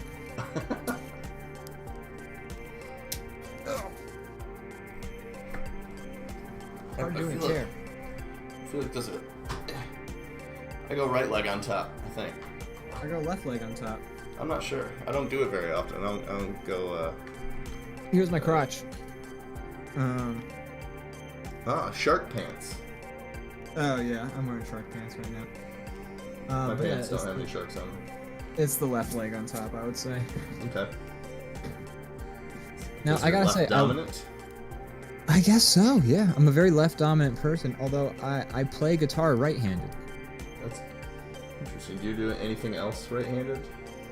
I apparently do a lot. So like, I've had this discussion with my ex. I don't know if you're fully ambidextrous, but I mean, I guess you somewhat are if you're playing guitar. I'm somewhat ambidextrous according to her, because I'm like a mishmash. Like, I'll do like certain things right-handed, and then I'll do a lot of other things left-handed. And like, I'll swing a bat. Is swinging a bat like this left-handed or right-handed? This is left-handed? I think yes. Is it? Yes. This is left-handed? I believe so. I mean, you're at least swinging from the left side. Yeah. I don't know. I could honestly swing a bat both ways. For me, I'm like ambidextrous swinging a bat. I'm always swinging bats. Swinging bats all the time. I'm Italian. I mean, what else we're gonna do? You know what I mean? Hey, that's a stereotype. A batting cage, I think, would be fun. Oh, batting cage. We never did a batting cage, did we? I don't think I've done it as an adult. No, me neither. That'd be fun though. We threw a pitch at that. We did throw museum. a pitch. Or that, like, I was trying to think, like, I knew we did something baseball related together. Pretty funny. They put it in super slow motion. Did I? I think you whipped my ass in that one. I jumped higher than you. They had like a basketball hoop thing you could test. Yeah, I didn't stand a chance on that one. I beat you on that, but I'm pretty sure you threw a harder pitch than I did, or a faster one. And then it's funny because they put it in, for the viewers, I don't have it, but they put it in super slow mo, so you like watch yourself like. Yeah. It's just be an uncoordinated pretty mess. Fun. Yeah, it's not. If I won, it wasn't by a lot. I mean, I think you're a little more like, I'm like lanky and goofy.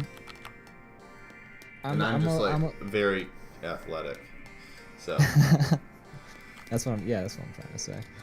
I guess, you know, I've seen a lot of lanky people who are more uncoordinated than me, but I'm definitely not like if you were to think about somebody who's like artsy fartsy type, plays a lot of video games and is lanky, like I'm about close to as uncoordinated as you might imagine. Like, I'm lucky that I've played basketball and soccer as a child, so that I'm not like always tripping over my feet. I did a little bit of karate, so I have balance.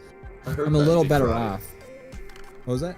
I heard that you did karate. Weren't you a yellow belt? Oh, you did. Shut up. Why don't you shut the fuck up right now?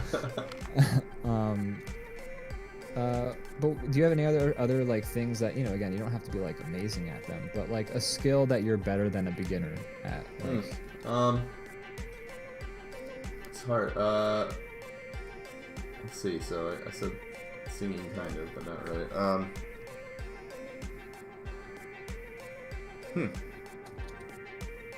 Singing is a good one. I think a lot of people are surprised.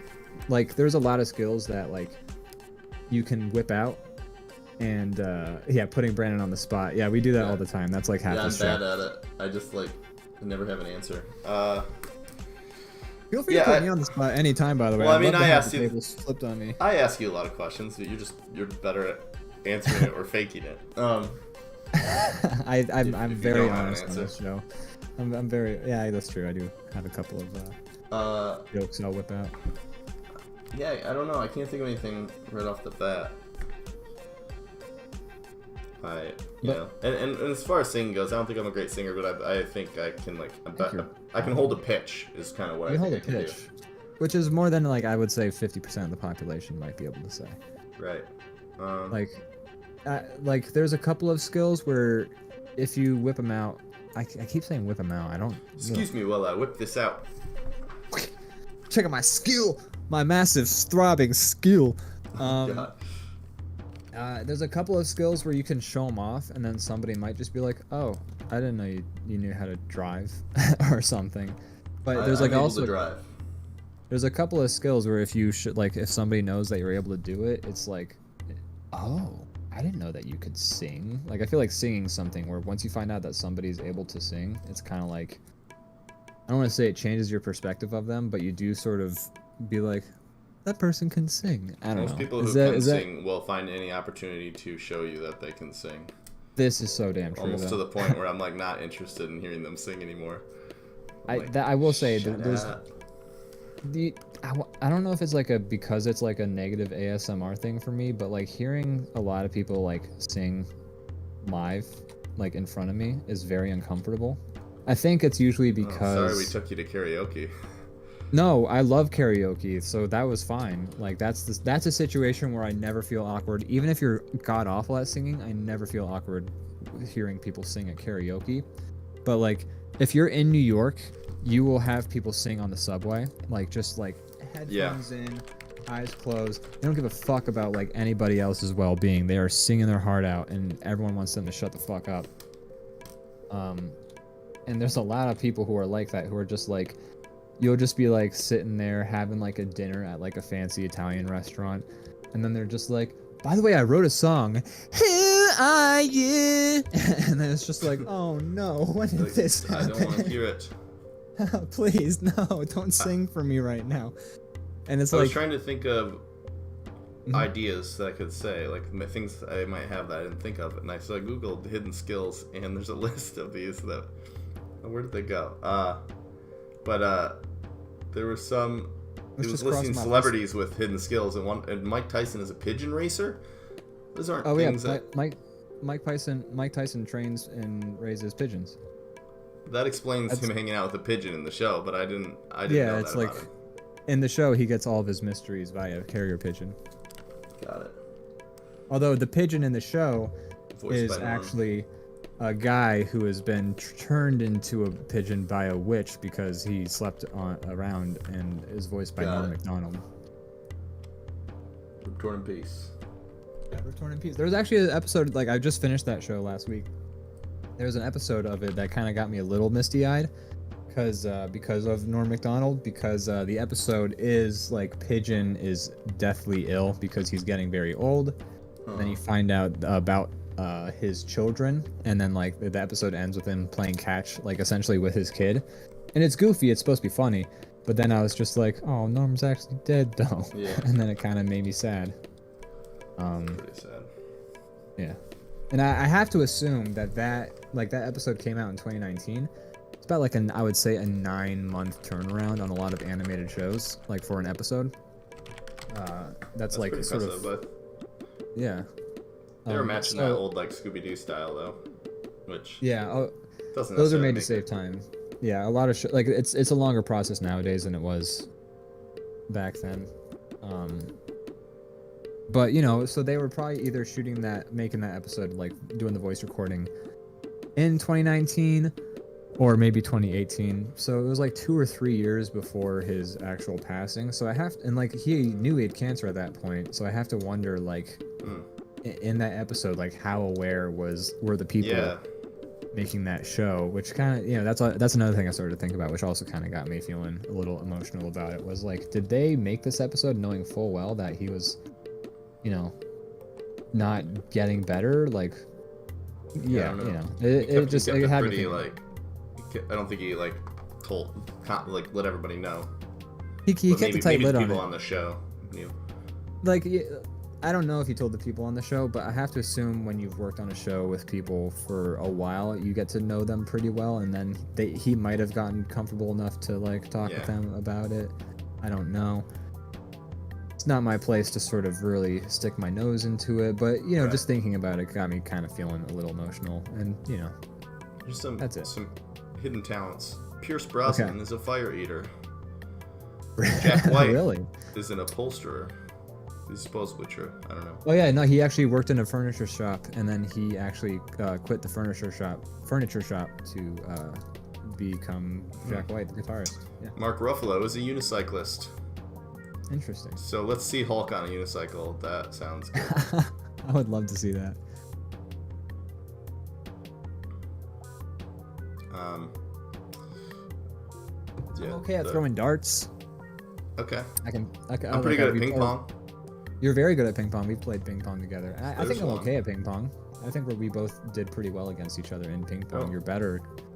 I think I'm better than the average person, but I don't think I'm like I don't think I could compete or anything like that. I think I'd get No, but I'm not asking like, can you compete? It's like, if you were like hanging out with a group of people who have known you for like maybe like a little while, but not for a very long time, if you were to throw darts at a dartboard, would they come away being like, oh, I didn't know you could do that? Like, if somebody watched you play ping pong, they might say, oh, you play ping pong pretty well. Nothing that you have to be crazy good They would at, say that. They definitely would. Here's one that most people don't know about. I can draw a little bit. Whoa, that changes my perspective on you entirely. Yes. You're like, so what, maybe what you have should you try been it doing sometime. this whole time? I heard the setup as soon as that came out of my mouth, and I was like, well, I did it to myself. So I was gonna make a little scoreboard here of the hidden talents, like which ones of us had like what, but like I don't do either of us raise pigeons, unicycle, eat fire, or at the same time? No. God, no. That's too many things. But it's almost 10, and also I think I've exhausted my list of skills. I'm not. I don't have many. I'm gonna finish this drawing real quick because it feels weird to just sort of sit here and not finish this. But, did you draw his head, or did you use the circle tool? No, I drew it. It's a pretty clean oval there. It's one of my skills. There are people I've seen like videos of this guy like who can just like draw a perfect like circle real fast. Like the big one on the chalkboard. Yeah. Yeah, I've seen that amazing. one. It's pretty impressive. I can draw a every good time circle on paper, but when it comes to doing it digitally, I have to try like 70 times to get it right. It's hard. There's a feature in Clip Studio Paint where you can do a vector layer, so your line art becomes vectors, and you can kind of like manipulate them like you can in Flash. And they have a bunch of really nice tools to go with that if you are using vector layer for line art. Like they have one called Redraw Line Width, where you draw over the line, but you don't have to be exact on it, and what you're not doing is redrawing the line, but you're using your pressure sensitivity to redo like the thickness of the line, which is super handy. I really want to use Clip Studio, but I can't. We have to figure out what the hell went wrong with that. Like we gotta. I'm sure that there's an answer. Like there's gotta be. I upgraded to Windows 11. That didn't make any difference. Still doesn't work. I tried again. That was like the first thing I did. Try it again. Let's sit down sometime. Let's try and figure it out. Because sitting down now. Yeah, no, we'll figure it out. But yeah, I'm down to try again. Cool. Because there's a lot of like to make the change. There's a lot of nice brushes I can hook you up with. But There's one where it's connect vector lines where you can like basically try and draw a circle, and then you can just like draw like color in like the little gap, and then like it'll actually connect the lines so you make yourself a circle. That's the reason I brought it up. But anyways, what were you gonna say?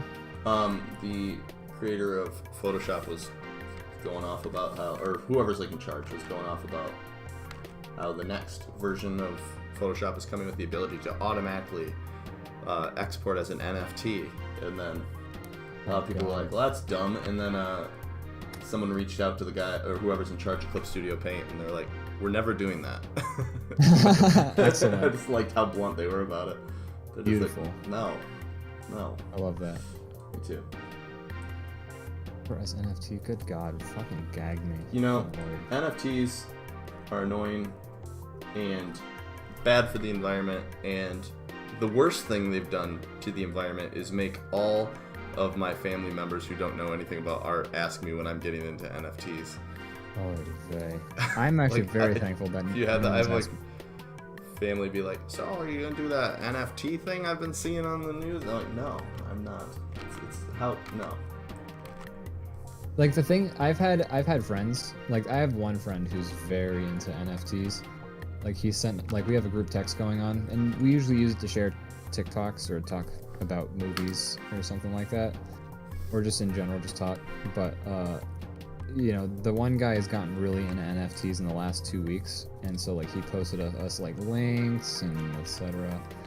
And like at one point we just got all like a text in the group text randomly, basically linking to a like bid for like NFTs, and then said you're welcome. And it's just like, Steve, we love you, but like I fucking want nothing to do with NFTs. But he's really been like digging into that. Is he trying to sell them or buy them? I think he's just trying to get into the market because he's like, he has a nice job, so he's like got cash to burn. Yeah. So he's been doing like, he's trying to get in the NFT market so he can kind of be on top of all of it. Gotcha. He linked us to a website today that's like where you grow virtual sheep, but sometimes the sheep are wolves, and also like it's a random it's like loot boxes, but it's also NFTs, but it's like a farm raising mini. I don't know what the fuck that website is that he linked to. So Vampleb says NFT, and I'm gonna try to explain it to you, but you're gonna hear what I say. I'll have trouble explaining it because it's a very weird thing that's dumb. And secondly, even if I do a good job explaining it, you're gonna hear it and you'll be like, I have to be missing something. That can't be it. Yeah. So it stands for non-fungible tokens. It's essentially, and I'll need some help here probably. It's essentially like a JPEG or an image online. That it's a digital file type. It can be a song. It can be anything. Okay. Yeah, I guess it could be, but it's like blockchain, kind of like how crypto is, and people basically pay to own a digital file that. Yeah. And then there's a watermark on it, a digital watermark that makes it unique.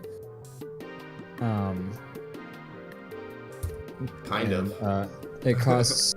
And apparently you have to burn a couple of forests down to get that watermark to be put onto the image.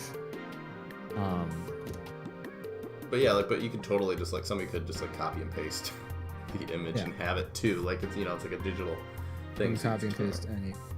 Club says, what makes them worth anything? Because people said they are. They're not worth anything, really. It's kind of a scam, I think. I think it's a money laundering operation. Sure money laundering. Mostly. It's like you know how in the art world, someone could make a painting, and the painting only gets $1 bajillion more worth, expensive after the artist dies, because now all of a sudden it means something because somebody said it's worth something. NFTs work the exact same way. All the value is completely made up on the spot. There are no rules. The points don't matter. You verify them probably with a program that verifies there's a watermark on the NFT. I don't know. Why are they all so ugly? Yeah, also for some reason it's almost like a competition to make them make them the shittiest looking things I've ever seen. I found a website where it's making 8-bit portraits for people, but the portraits are NFTs, but like the portraits are like 8 by 8, so it's like you can fit so little detail on these portraits that they look like shit and they don't look like anybody, and they're apparently worth like expensive NFTs. It's just, I don't know. It's all basically, so like basically a bunch of tech bros were like, hey, you know how in the art world it's all made up, like the entire art world is, it's like it's basically a tech bro watched Exit Through the Gift Shop and saw how the entire art world in terms of like galleries and like multi-million-dollar paintings is just completely made up. Like your painting is worth a shit ton of money because you convinced a lot of people that it's worth a lot of money. And then a bunch of tech bros were like, okay, what if we did that with art but digitally, and now we have NFTs. I hope it's a bubble that crashes and everyone who invested in NFTs loses all of their money, is what I hope for. This conversation is building towards the fact that we are releasing 2 fresh off the presses NFTs. We got Blue Boy, that's right, folks, and Orange Man, or whatever this one's called, Orange Man. Each going for $1 million. So if you want to Venmo that to us, we will send you a JPEG in your email. Just Venmo, $1 million or best offer. Yeah, I'm gonna go on the cheap route, like Blue Boy NFT. That's real prime grade NFT right there. That's $1 million. My NFT, I'm going real cheap with it. You can snag this bad boy for only $50K. Oh my gosh, that's like a Black Friday price right there. Cyber Monday. Wow. Get it well taught, everyone. Hot off the presses. If you think that you can get another one of these bad boys, you fucking can, because it's all made up and none of it's real. This is the only orange man. This is the only Orangeman you can get NFT that you can get until you decide to copy and paste it and then send it to a bunch of people and completely devalue it. It's already devalued. Again, there is no real value to it. It's completely made up and arbitrary. So don't tell them that. Make sure you get your NFT today, because this is the future. We are going to burn down forests so that you can get your digital art worth $1 bajillion, so that David After Dentist is only viewable for like one guy.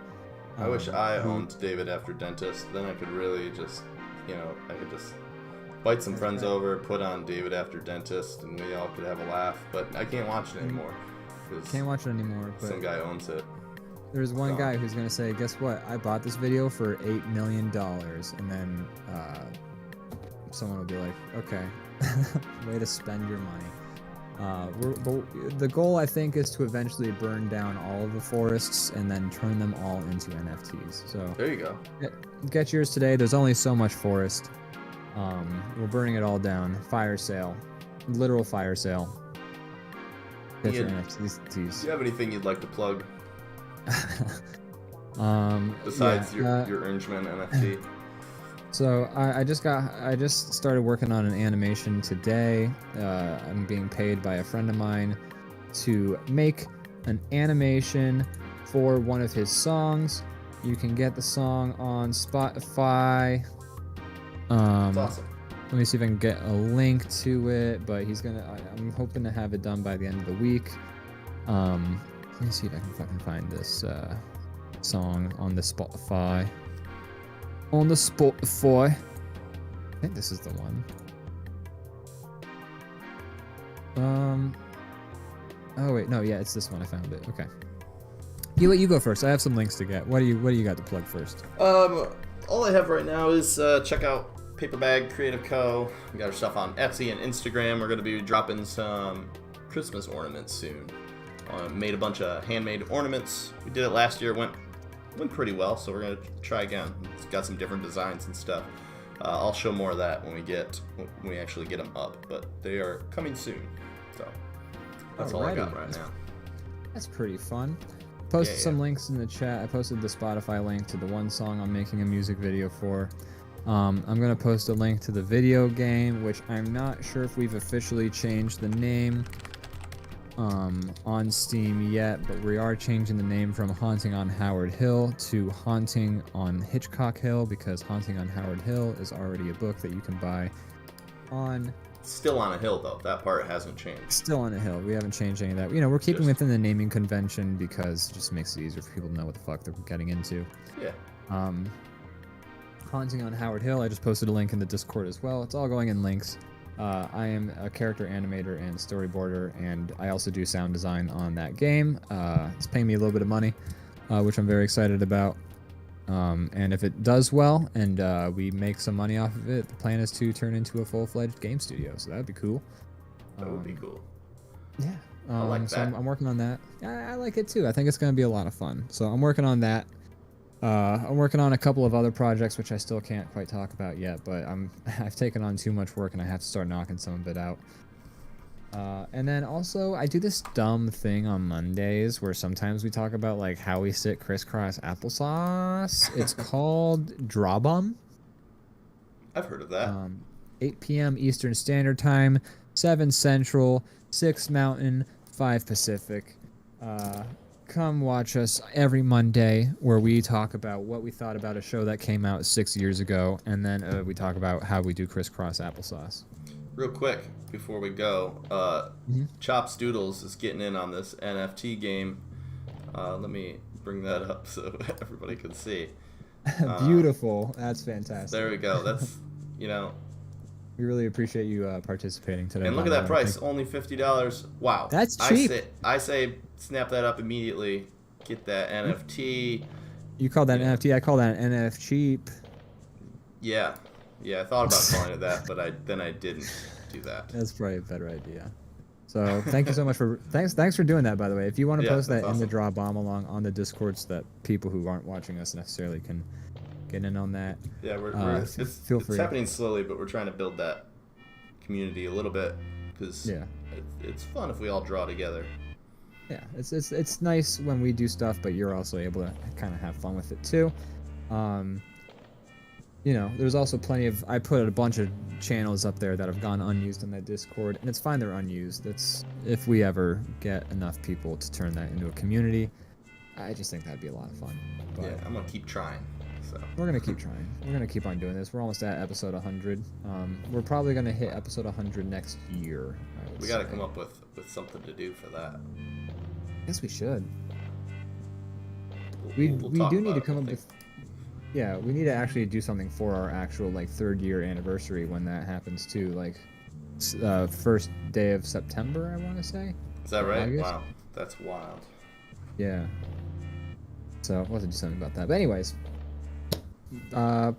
anything else thanks to for plug? watching. No, nothing else to plug, but we do have had quite a few of you watching. So thanks, Chops Doodles, for drawing and joining us.